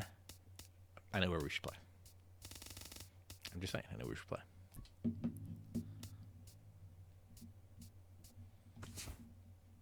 By the way, the Ole Miss up 33-0 on Florida State right now. I picked Florida State to be in the playoffs in my 14 playoff on a stream.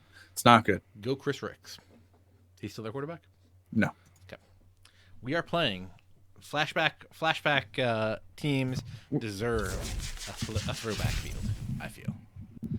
Oh, no. You got the lefty, didn't you? Got the lefty. I got a righty here, so I think your entire team is righties, right? Yeah. This really isn't a problem. I'm not going to lie. There's just one obvious change that we have to make. Lefty.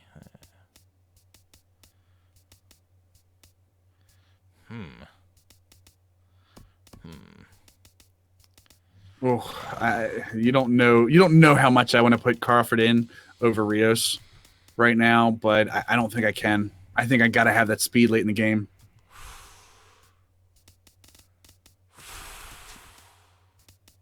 I'm about to do something. So I might be doing something real dumb. Real dumb. Are we getting salty? Are we gonna get salty? No, you're not getting salty. You're not getting. Get out of here, crazy. All right, so I'm getting Carlos Santana. We're getting smooth this game. All right, I'm doing this.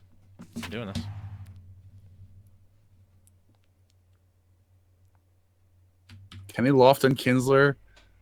Oh, Alan Craig in right field. Are you crazy? It's his backup. Are you insane? We're crazy. We're out of control right now. Got to do it. You've got real issues coming. When you have 7-0 by the time he gets up anyway, it don't matter. You have no idea the pain. Oh, can you feel it? Oh, we're at Wrigley. Nice.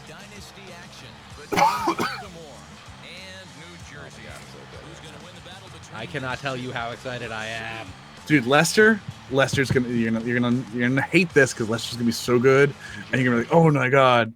Ian Kinsler heads for the box, ready to lead this one off today. Leading off for the Brewers, second baseman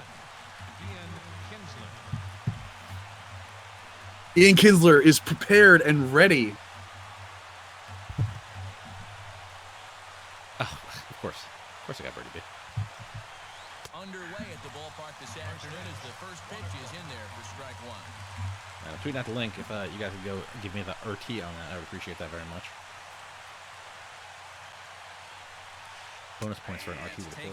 Now it's 0-2. Chris Archer has 69 speed. That's amazing. Yeah. Ready. 0-2 pitch on its way. Swing and he pops him up. Gotta know how to use the two-seamer correctly. That's key. Two-seam usage. Most people don't use it correctly. Absolutely. People will try to go outside in. Try to catch it on the outside. Right. And that is absolutely not what you should be doing.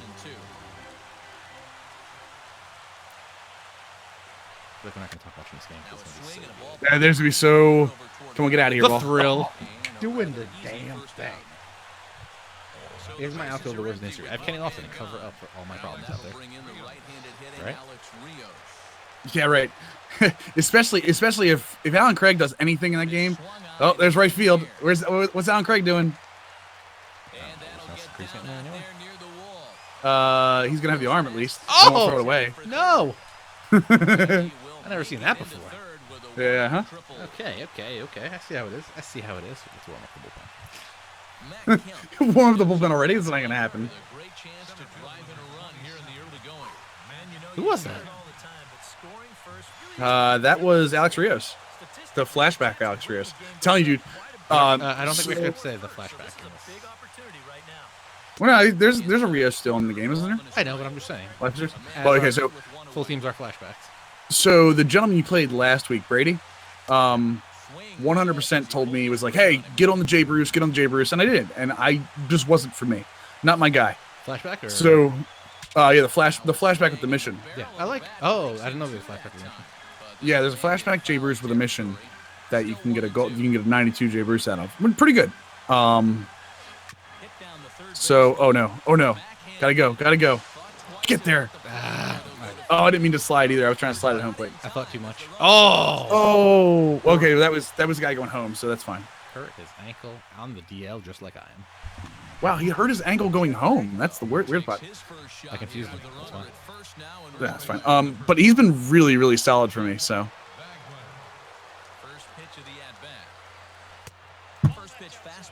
Wait, so are there two flashback Jay Bruces, or is there one they just added a mission to? No. They had a mission for it the whole time. Ooh, Tula with a nice. I can't tell if I was on the bag or not. Okay, I'll take it. He just pushed the bag, stopped running across it. You're fine.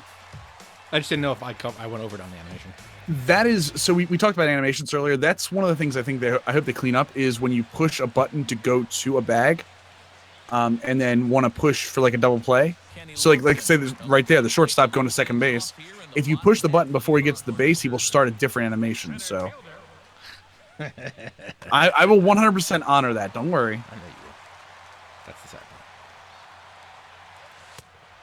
part. Good pitch. Like that. I liked it. Now you're going to throw that high cheese, and Kenny Leffen's going to take a yard. Willie Mays style. I don't know who you think I am. I'm not your online guy. I'm Mr. Sim pitching. You got that. You got that. Ooh. You're not beating Ozzie Smith. There's a reason the Wizard of Oz is out there, boys. Exactly for that. Dude, that ball was hit perfect, too. I know. Rough. Right to where you should want it. Get out.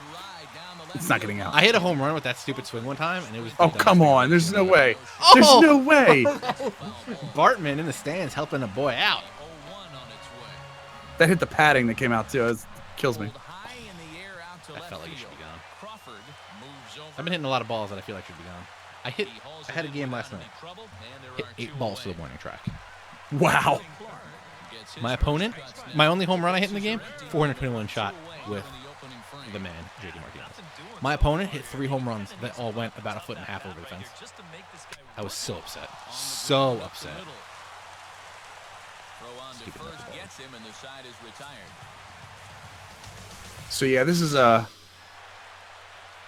is definitely. I'm hot right This now. is my team. I'm in for this team. I'm very upset right now. Mainly because I got. Oh, this is also my first game on the stream. I've been playing a lot off stream using the Xbox Elite controller. Hey, how's that going?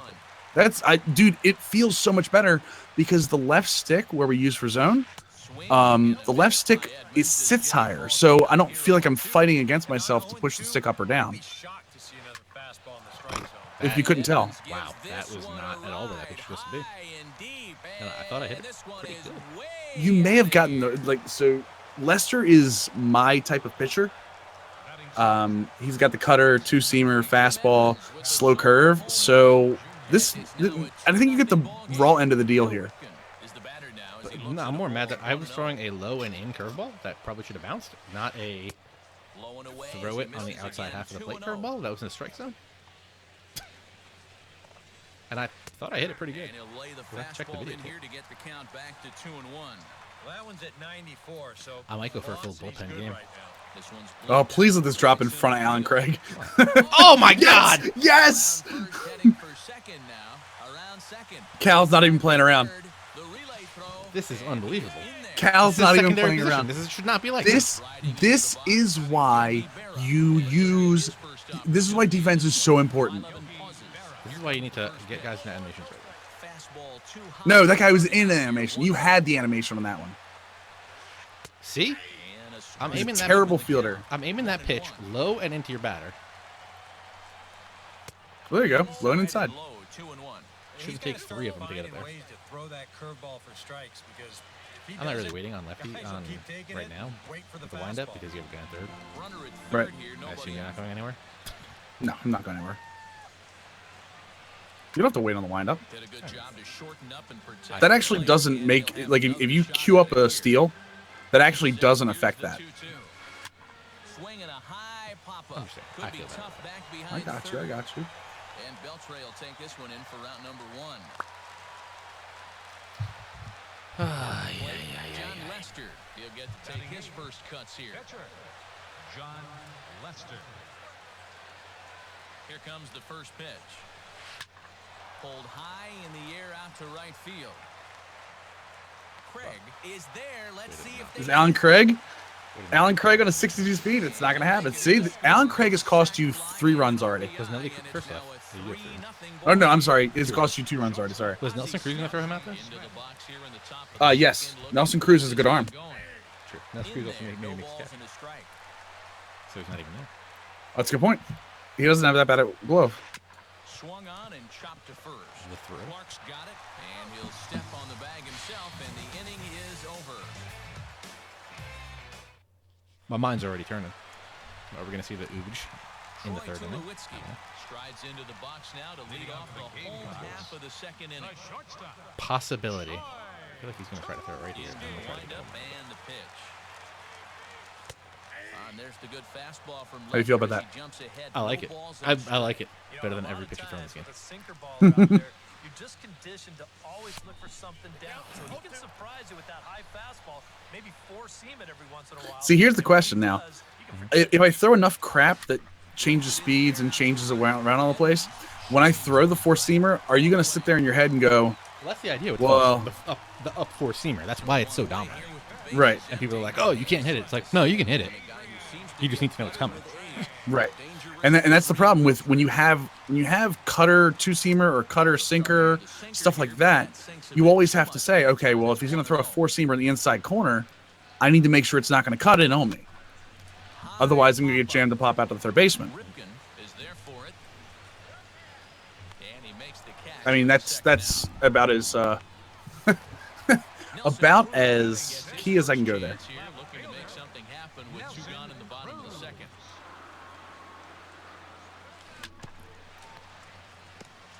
Chop foul at the plate, strike We're one. Blyleven must be the most overrated pitcher in this game.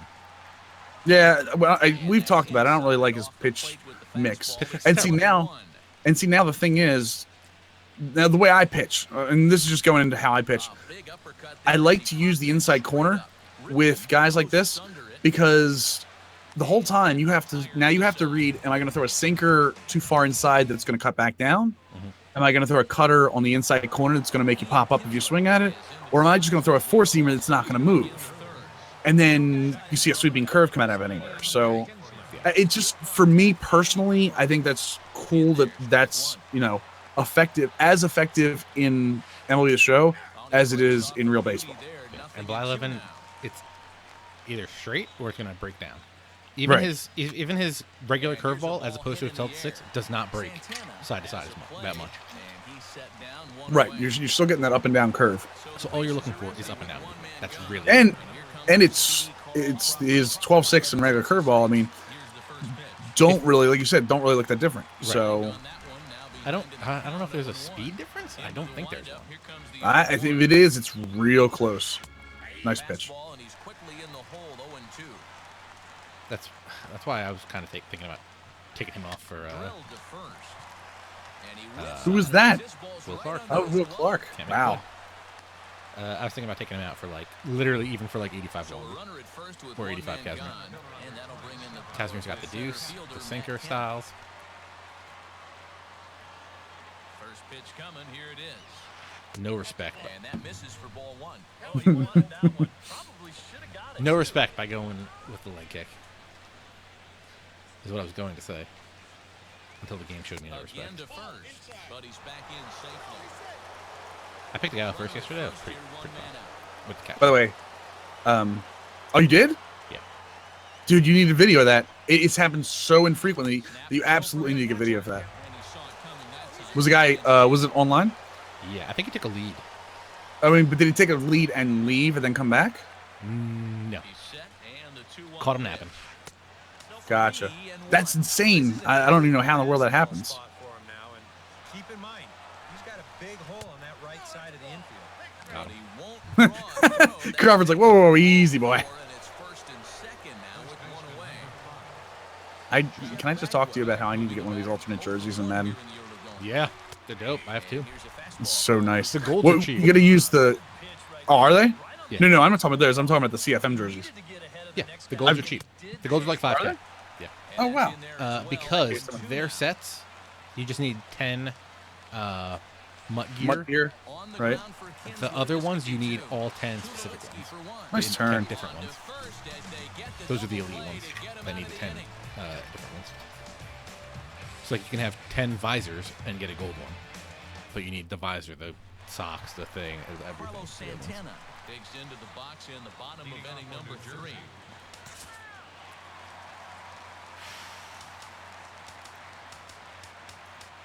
I mean, I don't know. Neither of those are really good options. Nobody astounded. This could get into a real interesting game real quick. Yeah, it is. First offering on its way. Sends that one out. And I think the other thing is too is that I think maybe you've gotten into this like groove with Right to Smith. Oh, get there. There we I go. love how 37 Carlos Santana almost beats that out. Well, I mean, he was taking his time. He was doing what we call the cow ripkin in Baltimore, where it looks like he's like, oh yeah, he's got plenty of time, To him on the way. and he makes it right before anyone gets there. Oh, Makes them. Props him Just up got him here. over toward foul territory. I've been getting everything Bagwell recently. in foul ground, and that's the second out of the inning. Bert Blyleven digs in with his team still looking at a 0 in the hit column. I need somebody in the chat right now to take a screenshot and just say that TJ quit. Jim Edmonds Quit. I'm trying to give myself a chance to win here. hit for the pitcher. Yeah, a couple of gamers. This is actually both of us. TJ is ThatSportsGamer, the Coastal Carolina uniforms, and I have the black and beige uniforms. Or orange. No, they're beige in the bottom, I guess. Orange. Right side of Beat the that out. Oh no. Beat that out. Come on, Jeff. There we go. And he'll step on the bag himself, and the inning is over. Yep. Couple of gamers. We're playing each other, sir. It's all flashback teams. We're only allowed to use flashbacks. And I I love that there's two Edmonds. I got the worst flashback. Should I just pitch Edmonds? You absolutely should try to pitch Edmonds. Lefty, I'm lefty kidding. battle. Don't. Lefty battle. Just saying. You do realize that an 85-mile-an-hour fastball. Oh, here we go. Bring it. I'm all about the Koji love. We let up the I home will runs say, Koji is tough because everything he throws, and people just see that 87-mile-an-hour fastball and they're like, oh, it's terrible. It's tough because everything he throws. That's his second home run this game. I cannot hit with this Jim Edmonds, which is the hilarious part. Everything he throws looks the same. Dick still got a hump on the back. Thanks, couple of gamers. Yeah, we wanted to go something old school, so we both figured Wrigley. Well, it's TJ's selection, so I think TJ figured this would be nice. So this would be, I figured this would be a little bit more fun. Cade Trumbo with Ortiz. Oh, Red Sox pitched Ortiz and Cade Trumbo. Now a swing, and he pops him Yeah, up it's a good play. right up the chute. Yeah, but again, I think you're also in a groove when I'm pitching that you get to these online where people either throw all outside or all inside. And I don't care how long my game takes, so I nibble the entire time. I need to get you back on CPU, TJ. Bases are empty, one man out. Too much of a plate. That's absolutely getting too much on the plate. On the ground to Why don't you the let that right one go through your side. legs too? Glove by Clark, I and mean, to his credit, he olayed the first one, not through his legs. Didn't go through wickets. So. I'm gonna call him Will Smith. John Lester digs in here, having earned an RBI on a sac fly in his first plate appearance. Yeah, and for a pitcher, that was a very successful at-bat. How you not Good swinging at job that? of helping his own cause. Swing to what? And that's inside Nasty for a pitch. ball, 1-0. And he won't bite at that one either. It's 2-0. I feel like maybe I need to try like These are just one of these other extra weird pitching pitches things. adding to your pitch count.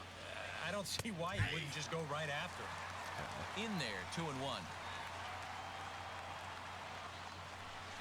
And a That thing good just hitched pitch right there now. as he got him to go after one in the dirt, and it's back to I'm even not at gonna 2-2. And this has been a pretty good comeback from that leadoff home. Right back at Koji. Come on, Koji. Take your time. Oh my god! So the game that I hit the 9 balls to the warning track, Yeah. pitcher made like 7 great plays. Oh, nice. I was like, what? Like I can't catch a break. So it's back to the top of the order now. And standing in is the veteran center fielder, Kenny Lofton. Center fielder, Kenny Lofton. Nah, no love. I see how it is. Now a swing. Oh, and ball my popped God. high in the air over Can I toward please foul stop popping ground, everything up? And he's retired one away. So one away now, and here's Ian Kinsler. No problem.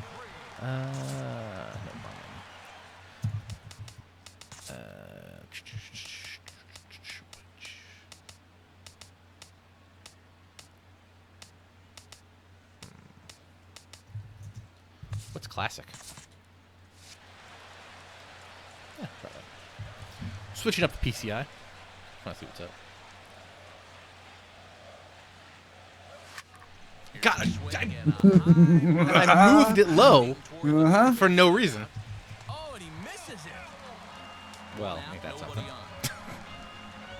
You didn't even see that, did you? He just threw his PlayStation out the window. Not me. You saw what happened, right? What? Kyler Jr. dropped that ball. I know. Not killing me. My favorite It'll team is happen. the Braves. Millenniums is the The Orioles. I'm a big Orioles fan. They're coming back, baby. They're coming back. Yeah, Amon, I'm a huge fan of Koji's pitch selection and his windup. Like I said, a lot of it looks the same. So pop, pop, pop, pop, pop, pop, pop, pop, and I can do that because I have a pop filter now. Nice. I do like your green screen. Yeah, I've been messing around with it a little bit. It's not where I want it to be yet, but setup's coming along, dude. I have you to thank for a lot of that too. You helped me with a ton of that, dude. The national nightmare is over. We have a hit. If you need help with your streaming setup, thatsportsgamer.com/gear. Yep. I believe I have a microphone that you. Would you get the ATR 2100? No, you're right. No, I take that back. I went with Blue Yeti. Never mind. Sorry. Oh, hello. Welcome back to the game. Is that out? And that is what happens when you throw a fastball. It's frustrating. I use a Blue Yeti. I always forget the model. It's the big silver one everyone sees, not the snowball one. Yeah, the USB one. I believe it's just called the Yeti. It's, Yeah. It's the Blue Yeti. Yeah, the Yeti snowball is the one that always. The little one, yeah. Get there. There we go. I use the ATR 2100. Though I feel like at the price it is now, I don't think it's like the best mic you can get. This was a super bang for your buck mic when I got it, because I got it for $39. Because let me tell you something. Back in the day, podcasters were all about this mic, and nobody apparently knew about it. Right. So it was like $39 on Amazon. Then apparently podcasters started talking, and now I think it's back up to like 80. It's like full MSRP now. But when I got it, and when I got into all this stuff, it was like $40. And you can get deals on it for like 35 or less. Now it's 80, and I think you can maybe get it for 60. But I do have my Yeti looking at me. Very upset.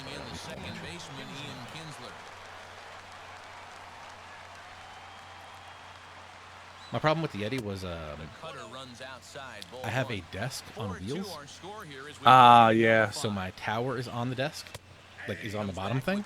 Right. So when my Yeti was on my desk, just flat, it would pick up a lot of vibration. Gotcha. Yeah, I kind of have that problem that once in a while when I put elbows on the desk, you can hear it bump. Oh, nice play by Beltray. Almost there. That's also why I switched to the boom arm. Yeah, that might be my next step. I think my two next steps are boom arm, and I want to get a nice light to put behind my monitors, because right now I'm using a couple of different. Do you have a lot of room? Ready with the first pitch. Here it comes. Not a ton of room, but enough. I have to find the one I have. I have like lights. And this catches the zone as Like well. legit lights. I should probably put that in the thing. I just don't use them because I don't really have the room for them. Right. Pause and the 0-2. But they're like legit lights. Oh, terrible. Terrible. Lights on stand and stuff. I use it sometimes, but not often, just because my room's not really set up for it. But I am looking to like rearrange my office a little bit, and then maybe use it more. And also, a light bulb did kind of catch on fire with that, so that's kind of a problem. Yeah, that's always a problem. My big thing is my green stream is just off, and the lighting behind it. So the lighting on me and the lighting behind it is kind of weird. Yeah, the trick is you want the green screen to be like even or you can have those sorts of problems. And you also want like a separate light on the green screen. Right, exactly. Because you get the shadow from you backwards, and yeah, you wanna have like a crisp line between you and the green screen. Right. Probably should have swung at that. Smith is there for it. But I feel like taking out Bert Blyleven may have been the best thing I did. Yeah, Paul Crawford has sneak power to show this.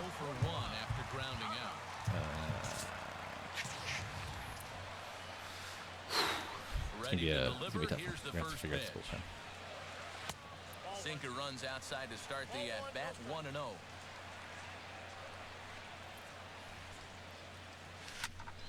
Oh, how did that? How did you get it? That leak? That's legitimately the first changeup I've thrown the entire game, and that's why I put it in the zone. So that's a great hit considering what I did with that. Also, that game where I hit him all through the warning track, Right. I did hit 2, just foul. Oh, nice. So pissed. I'm sure that was very annoying, actually. Oh, nuts. Alan Craig paying off. So I bring in Alan Craig. Yep. The only thing that sucks is that I'm going to use my bench. Yo, shout out to Koji Uehara for a dope batting stance. Yeah, he didn't have the red one, right?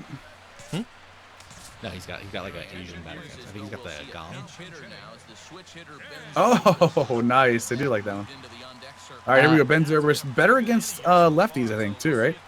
It's pretty even, but I think he's got a little bump on lefties. Yeah. Don't forget, you can follow us on Twitter at ThatSportsGamer and at MillenniumOS. Millennium OS, 2 L's, 2 N's. You can also follow the channel right here. I appreciate that very much. And Millennium streams over on twitch.tv/Operation Sports. Correct. Which I am actually in the chat logged in as right now. So click my name, say hi. I have not tried Flashback Napoli. No, I have not either. I've heard really good things, though. I've heard immense power, great against lefties. Definitely some good stuff about him. I also crossed 5,000 Twitter followers today, which is kind of dope. Oh, nice. Oh, yeah, you did. You hit that before you went to... matter of fact, I think I you tweeted posted that. that, and you got to 5,000 because I clicked on it and I was like, oh, he's at 5,000. That's pretty awesome. Very brought it to your eye. Drop. No, it's dropping. It's dropping. Don't forget, guys, Wednesday night, twitch.tv/OTP Developments. I'll be playing Out of the Park Baseball 17 over there.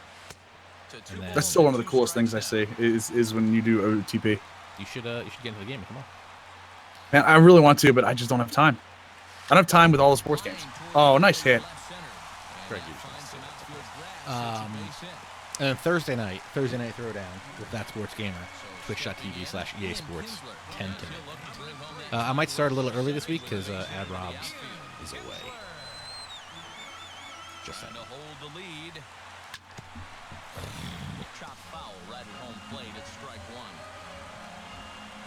And after this, I might stream it now. I actually make them. I need to get those 5 touchdowns. Although I'm going back to work tomorrow after a 10-day vacation, so. Nice. Get through. Throw the ball. What are you doing? I don't Jeez. know about that. Woo. Can I get a So challenge? close. You cannot get a challenge. I'll throw the flag out there. Yeah, Burt by 11, the first legend I got. Kind of felt like it was, in retrospect, a good waste. Ryan Madsen's looking tall. Also at this huge disadvantage because I don't have an extra bullpen. Yo, do you remember when Ryan Madsen was like unbelievable? Jeff Bagwell stands in for the third time now as he takes a look at a ball. Is he It's 1-0. an Oriole Here it report? comes 1-0. Taken high and deep to right. Craig Get out of here. Racing back, but he has no chance to make the play. It's Alan off the Craig. ball.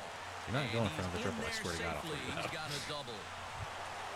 Jim Edmonds stands in again here with 2 home runs already to his name in this one. You know what, Matt? He's just made it look so easy out there. I think they've got He's to playing change no their more. approach right here. Use some caution or something.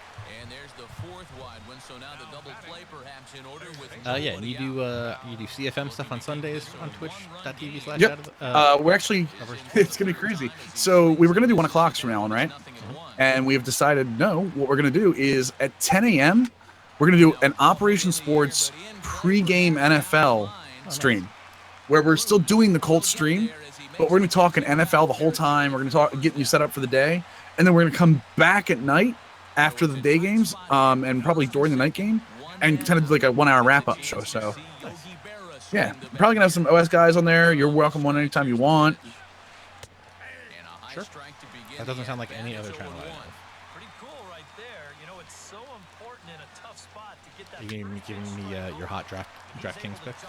Oh my God, I did not have a great draft in my. I had a Giants franchise that we drafted. God, I'm so Yeah, happy. That none of my friends- Yogi. All my friends backed out. Yogi. Didn't want to play fantasy this year. I'm pretty excited. And goodbye. This one ain't coming back. Game gets longer. So it's a 3-run shot to Ryan straightaway Madsen right needs a field, pitch. as it is now 7-3. I feel like IRL he had a slider. Is in for the third time here as he watches one that misses low. It's a ball and no strikes. A high strike there, and it's 1-1. WWE and UFC streams. And he comes back with a fastball. Yo, for real, I'm not gonna lie. If you wanted to do 2K7, you just like play out a pay-per-view card before it happens. Pretty legit. Oh man, how bad A would that be? I mean, I'm fully down for that. I do love me some 2K17 too. I don't think I've played 2K16, which is the worst part. In his first 2 plate appearances. Out in front of it, I think I even went and bought like the pack of stuff, the season pack, just for the hell of it. Ooh, good pitch. I thought for sure that was going inside.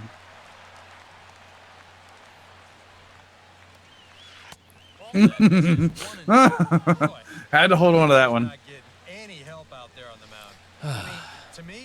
Can we talk about how I'm beating you 7-3 right now?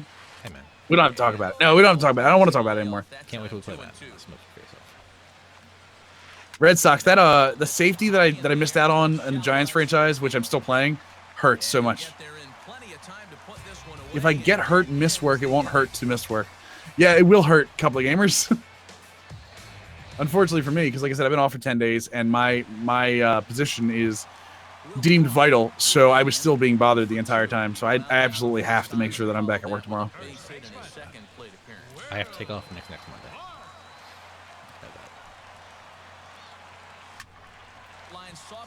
That's why you're bringing the throw. Flip it.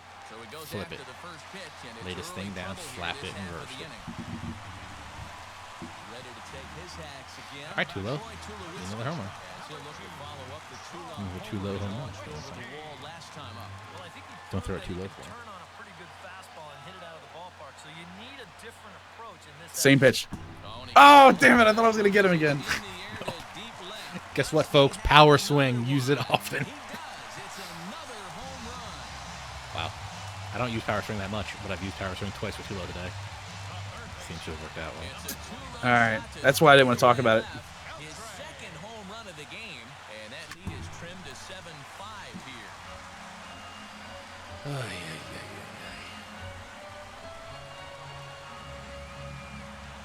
I'm trying to learn how to use Premiere Pro better. So. Oh, nice. Hopefully, youtube.com/ThatSportsGamer will have some more well-produced videos. Ah. Oh, my God. Alon Craig out there, huh? Nelson Cruz will stand in now, hoping to get on top. Come on, Nelly. Come on, Nelly. I know what you're throwing. It's going to be right there. Get off my plate. Cut fastball, and he's got to lean out of the way of that one. Oh! There it is. I was saving that one. I was looking for the sinker. Yep, I was saving that one. I should take a double lead because you can't throw over.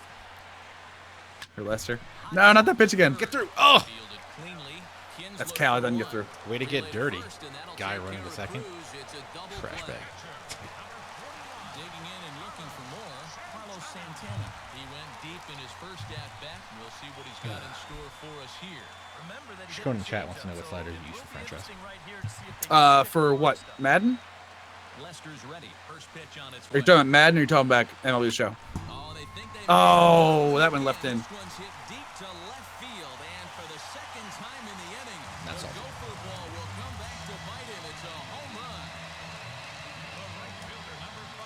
Wow. 109 mile per hour exit velocity. Yep. For MLB. I don't touch for MLB. I don't touch anything. I use. Can you use whatchamacallit in Dynasty? I assume you can, right? Dynamic difficulty? Yes, you can. I actually use G Hall of Fame default for MLB. I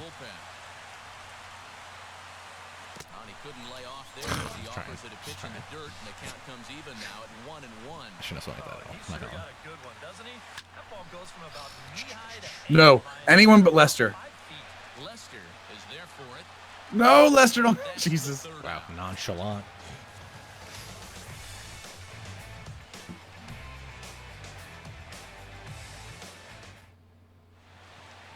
Yeah, and Welcome back here to the just because baseball season is winding down and everybody's starting to play Madden, we're still going to be doing Diamond Dynasty for a while. The Diamond Dynasty. Bullpen Banter.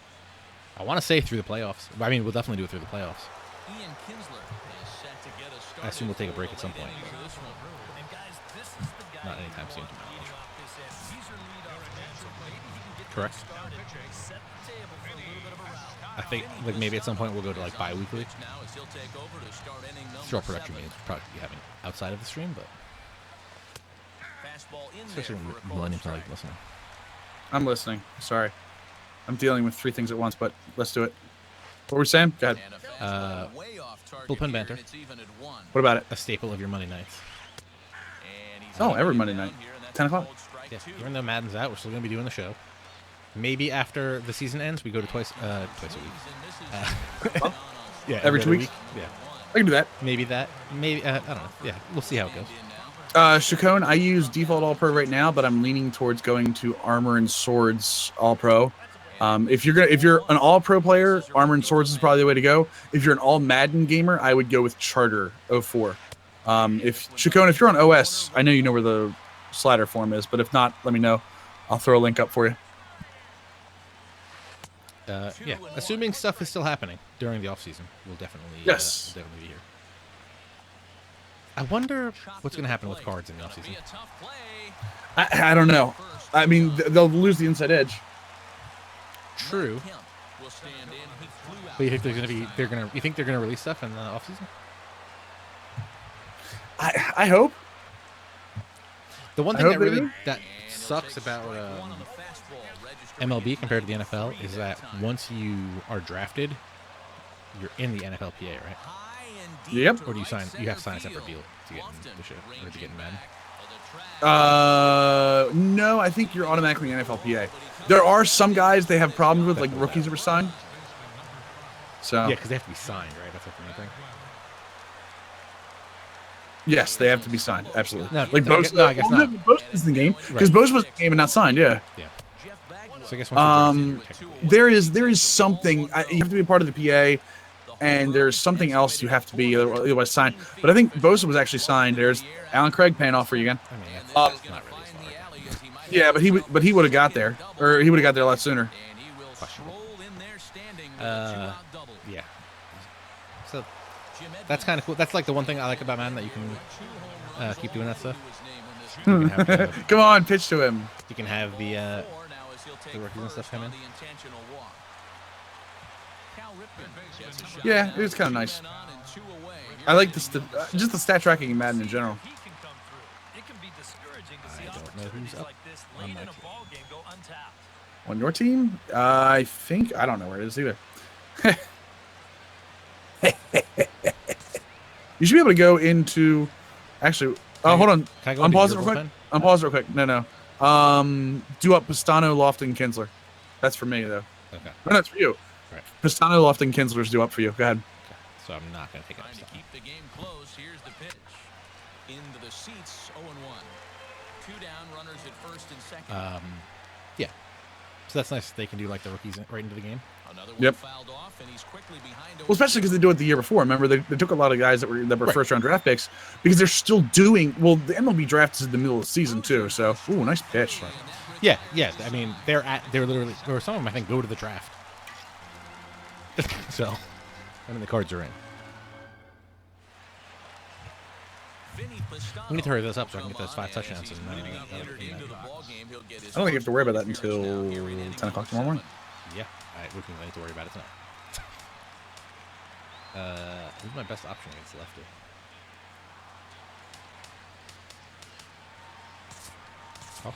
Carl Crawford is up off the bench as he'll be asked to get something started in the home half of the 7th. Question is Carl Crawford come in and play right?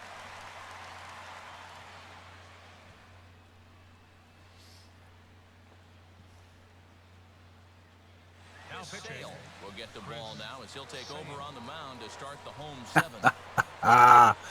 Bring it. Oh, it's already been rotten.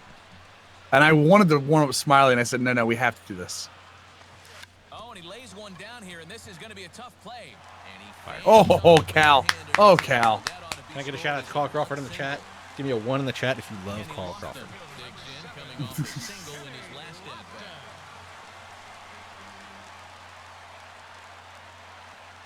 Sales sets. Here's the first pitch. Knew that was coming. Knew it was coming. Cal's got this one, though. Oh, there's nobody covering third and he wouldn't go. Nah, he was covering.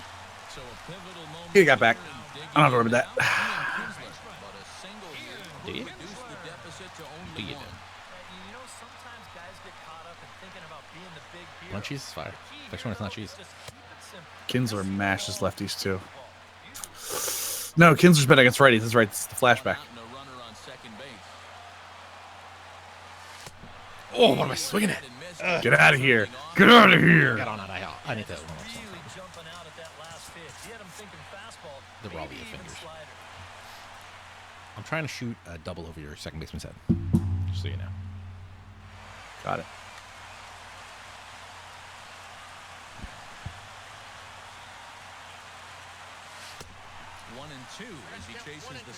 Man, I don't know where I want to go. I just wasted the pitch that I wanted to strike you out with. Heart stopper on that one.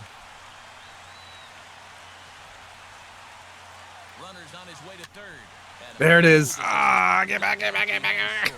Smith is there for it, and he brings it in for the second out of the inning. Will Clark ready for another at-bat now. He's 2 for 3 so far. Yeah, and you can bet he'd love to get himself that third hit. Those are the kind of games that puts a little extra pep in your step. Goes the other way with it as this is Come on, Crawford. Come on, Crawford. Come on, Crawford. Come on, Crawford. Come on, Crawford. Come on, Crawford. Ah. matters here in the 7th. All right. Wow, 10 hits, 1 error.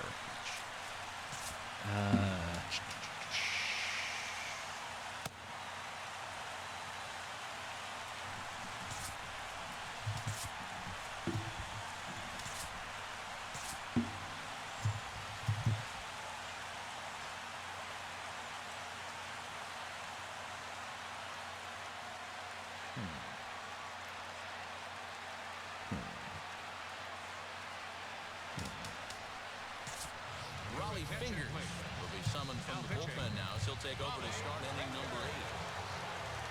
Leading off the inning, Yogi Berra, as they'll look for some added insurance before the bottom half of the inning.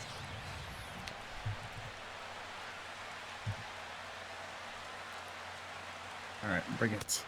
Bring it. Open the AB in there for strike 1. I do like me some Raleigh. I do love me some Raleigh. There's an outside possibility you're going to beat me in this game. It's not outside. It's pretty strong. It's strong with strength. That was supposed to be more, that was supposed to be more inside, like the possibility. I should have taken a screenshot of my bullpen while they were sitting. Any tips on pitching in franchise? Do exactly what I'm doing. Let up 6 try to runs pitch again. contact. Don't be afraid to pitch outside of the zone. Pitch to your team. Yeah, pitch to your team. If you're a speed guy, if you have a good defense, pitch to contact. If you have a terrible defense, pitch for strikeouts. Build up K. Pick Yep. up strikeout guys.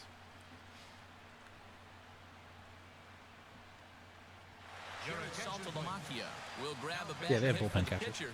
Yeah, they're bullpen catchers. They have names. This is just what I need. I need Farrells on Twitter making fun of the fact that I had Arby's. Well, you've also already gotten into bullpen catchers do not have names or numbers. No, they don't have the actual people. I'm just saying. I'm just letting you know that I zoomed in on his back and see. Usually they are coaches of some sort. I believe Eddie Perez was bullpen catcher and coach at the same time. Yeah, it really depends. There are guys that are. There was a guy on the MLB Ringer show. Christ. There's a guy on the Ringer MLB show that was the San Diego Padres, but he was actually a catcher and moved right from catcher to bullpen catcher. I think that's what Eddie Perez did as well. Oh, there you go. He might have gone from catcher to bullpen catcher and pitching assistant coach, something like that. I think Eddie Perez was assistant coach. That pit again. I don't know. I'm not getting pitches to land. Bro. That is what you do with Kenny Lofton. I do the same thing with Ozzie Smith. That's legitimately probably 80% of my hits with Ozzie Smith land in that exact spot. digging in to try it again.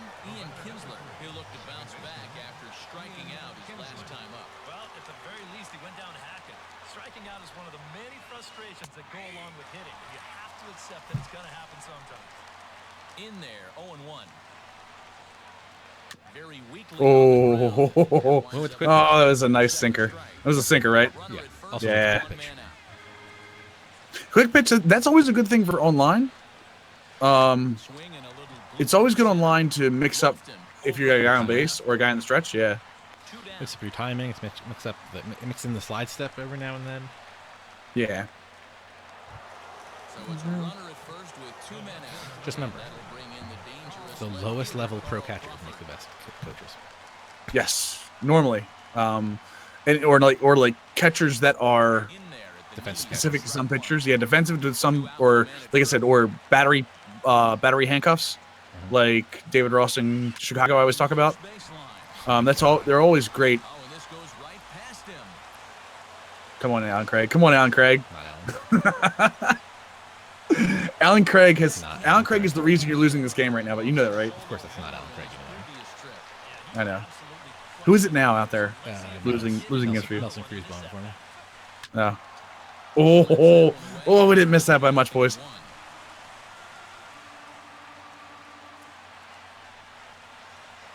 And that's cut. Actually, they said that backup, or not backup, bullpen catchers make anywhere from 30,000 when you're starting, 30,000 to 50,000 when you're starting up, base salary, but you get like team meals, hotel rooms, travel, stuff like that. Territory on the right side. Clark. Yeah, it was really interesting. It's not their normal host. What is her name? Was this a new episode? Yeah, newer. I think it was newer over like the last couple of days. The last one I just listened to was the David Ardsma.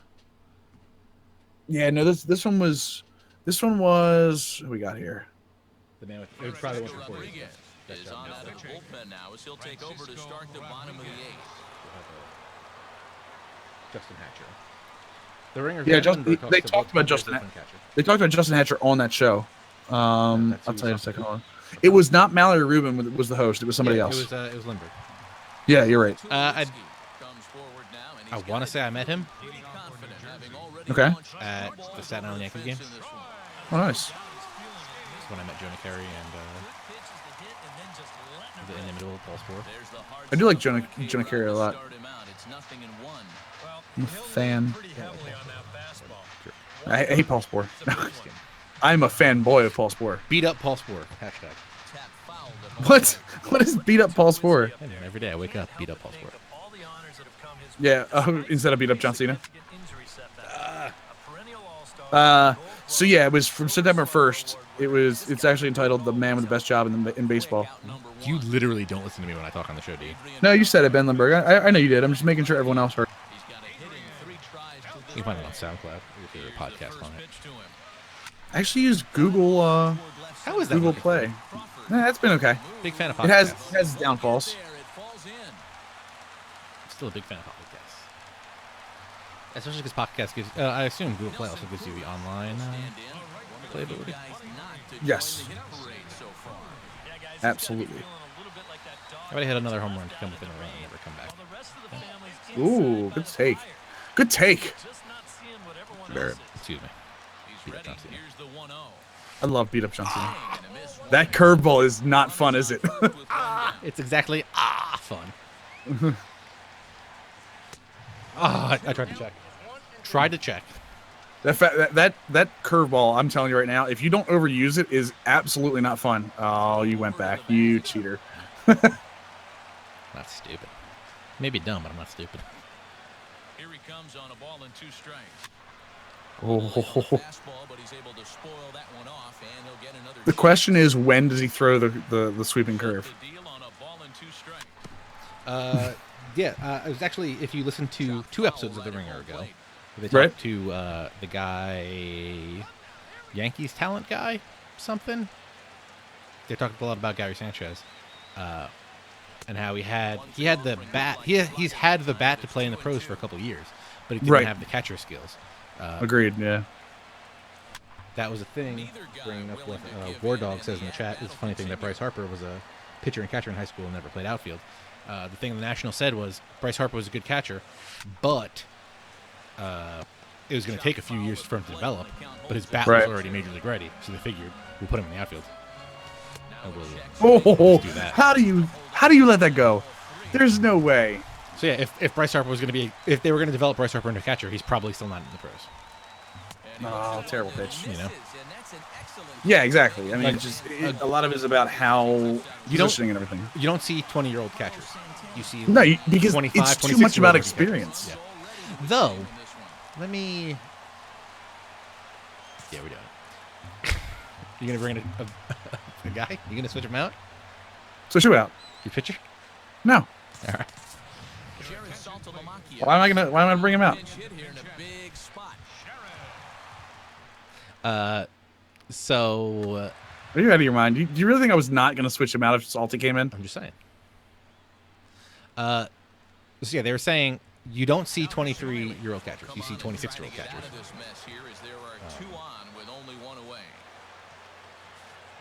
But yeah, I was thinking maybe the trick is you bring them up earlier. No way. Get out of here. Get out of here. Oh, the Salt Man delivers. Terrible. You're a terrible person. Mainly because I'm burning my bullpen. So if I do get tied, it's going to be a real problem. Who is the big righty on the bench for you? All I got left is Coco Crisp.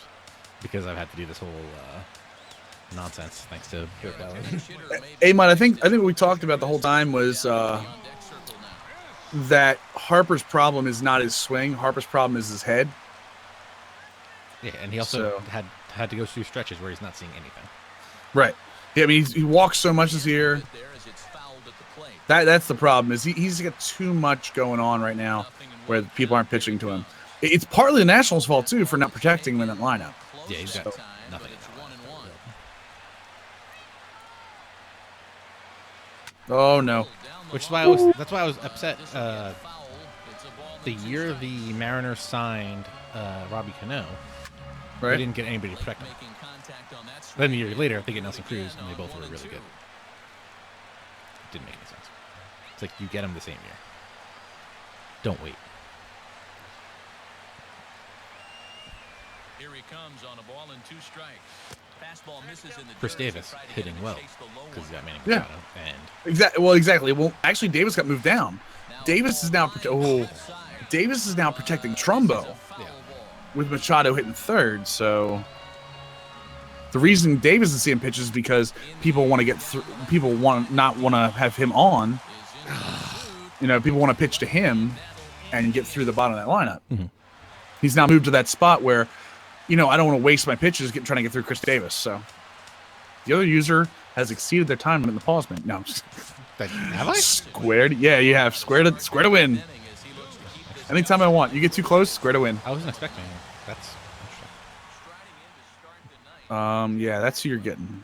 Ooh, you know what though? I'm gonna warm up the other guy just in case. I'm really surprised that. This one already, so let's see if he can do it again. Guess what happened when you take a pitcher out in the third inning? We should play this exact same game next week without having Burke Lyle in my rotation. Maybe. See how that works out. Because if you face Scott Kazmir right now, it's already Ooh. No, Kazmir gets lit up. Did you just bra me? Did you bro me or did you bra me? Is it okay? So is it BRUH or BREH? I'm starting to see BREH out of here. What? Yeah, like brah. Instead of bra, it's brah. Yeah, it's bra. BRAH might be acceptable. But I would think it's normally is BRUH, right? That's more like a bra. Bruh. Yeah, bruh. BRUH. I'm going bra with an A.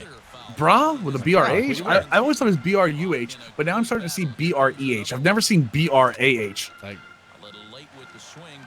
Bra? No. Red Sox says BRAH in the chat.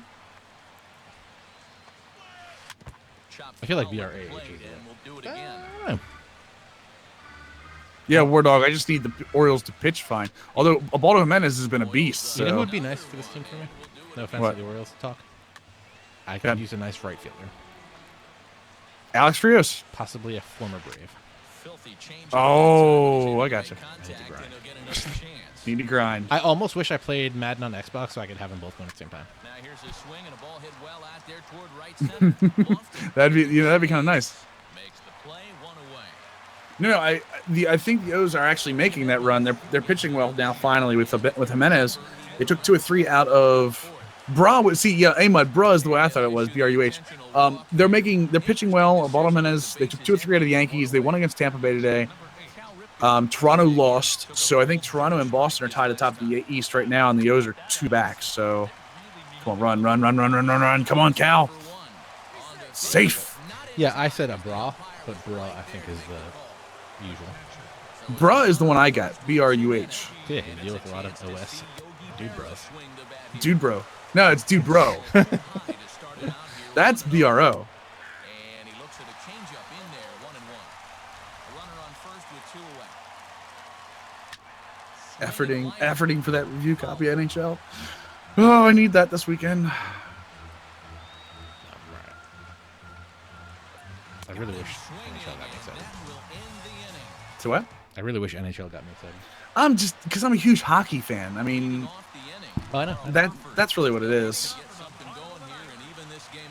All right, so you have not listened. You said you didn't listen to the episode today, but so they brought up a very good point of how Terry Francona is using his bullpen now.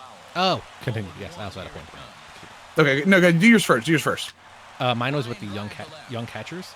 Yeah. I say that they should bring them up faster because I feel like pro pitching staffs don't have a ton of turnover.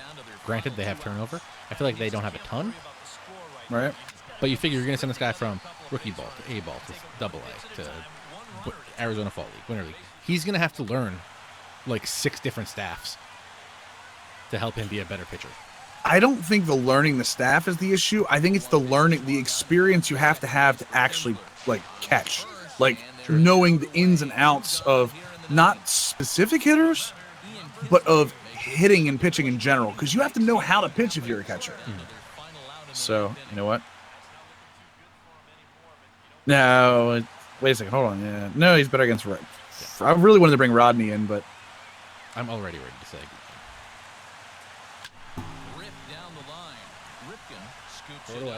Big arm. Great game. Yeah, it was a good game. That was, you know what? That was really fun because the flashbacks. I get to use. I've been wanting to do that for a while. It would have been more fun. You winning? Silvers. I will get a silver team together. How about that? I'm not going to guarantee it's for next week, but we'll get a silver game. Maybe we'll get a silver game next week. The plan is we're gonna have a guest for next week. Cool. With a dope announcement of a tournament nice. that's gonna be going on. Oh, I'm all in. This dope tournament that I'm really excited for has a sponsor and an amazing prize.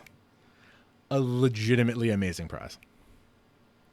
So definitely tune in for next week's Bullpen Banter, where we'll talk about that. Oh, okay. You dropping this kind of stuff. Nice. Yeah, once we get off this, I'll tell you, and it'll be good, and you'll be like, what? And I'll be like, and then I'm going to post it on Twitter immediately. Yeah, we're going to blow up all spots. Speaking of Twitter, make sure you guys follow me on Twitter at ThatSportsGamer, like the 4,909 other people have done. Though actually 5,000. 5,018. Yeah, but you're right. I'm tired. 5,018 other people have done. Make sure you hit me up over there. Make sure you're following Millennium at Millennium OS, 2 L's, 2 N's. Thank you. Also, make sure you're following the channel. Hit that follow button. And that's on twitch.tv/ThatSportsGamer. And you can follow Millennium over at twitch.tv/Operation Sports. Dedicated to sports gaming. Go ahead. Yep. You can also, if you want to see the archive, if you missed something, like let's say your name's Nick Howard and you missed us answering your question, youtube.com/ThatSportsGamer is where you'll see the archive. Yep. Hopefully I'll put it up faster than last time. I'm sure you will. A-Mud will be doing shows in the off season. It might be every other week, but it will be weekly for the foreseeable future. So at least the World Series, right? Yeah, and probably the one after that, maybe 2 after that. Right. Just to get it all in there. Yep. Don't forget Wednesday nights, twitch.tv/OTP Developments. I am the community manager for Out of the Park Baseball 17. We'll be talking about stuff over there. Also, I don't know if I can say anything. Big news coming out for Franchise Hockey Manager. from Madden Ultimate Ooh, Development. really? Yeah, huge news. I need to talk about that afterwards too. Huge. Thursday nights, twitch.tv/EA Sports, Thursday night throwdown with ThatSportsGamer. I'm out there playing viewers. Good times. I put up I put like a chalkboard in my overlay. It's pretty dope. Did you see it? It's kind of sweet. You should check it out. It's in our Slack. Is that the new one you threw out on the Thursday Throwdown? Yeah. With the chalkboard dude, that has like who's yeah. and stuff. I love that. I love that so much, and I love the idea considering the throwdown is you beating everybody. So handing out W's is what they say. Yep. And still trying to finalize plans. November 5th is going to be a stream, probably a meaty stream, for Extra Life, raising money for Children's Miracle Network. Best cause there is. Hopefully, we'll get some goodies to give away. I've been in contact with a couple people, so there's definitely going to be stuff. So get your donations in. ThatSportsGamer.com/extralife has all the information for that. That is Saturday, November 5th, right? Yeah. Still trying to finalize how I'm going to do that because we have family pictures, either the 5th or the 6th. So doing 24 hours of gaming is going to be a problem. So I might just do 2 12-hour streams or something. So no, we can do that. Might be a 12-hour one day, 12 hours the one weekend, and the 12 hours the next weekend, maybe. Or have someone cover that time for you. Also a possibility. Yeah, sure. But yeah, and if you're interested in getting involved in Extra Life, you can go to thatsportsgamer.com/extralife and click on the TSG crew link. We have a team that has raised a lot of money in its existence. I can tell you a real number in just a moment. The team has raised over 31 grand since our start 4 years ago. I as an individual have raised almost 6 grand. Probably close to 6 grand. No, I am now over 6 grand in my lifetime of Extra Life fundraising. Jeez, that'll be that's a pretty big number. I mean, and again, that's a great cause. You don't even have to join the team; you can just donate to it. So that's awesome. Yeah, we'll have some good goodies for people who donate. I think that's it. Did we cover everything? I believe so. All right. Thank you guys for watching. We'll be back here again next Monday, 10 p.m. Eastern, with another episode of Bullpen Banter. Millennium, can you do me a favor? What do you need me to do? I need you to get out of the bullpen and get into the game.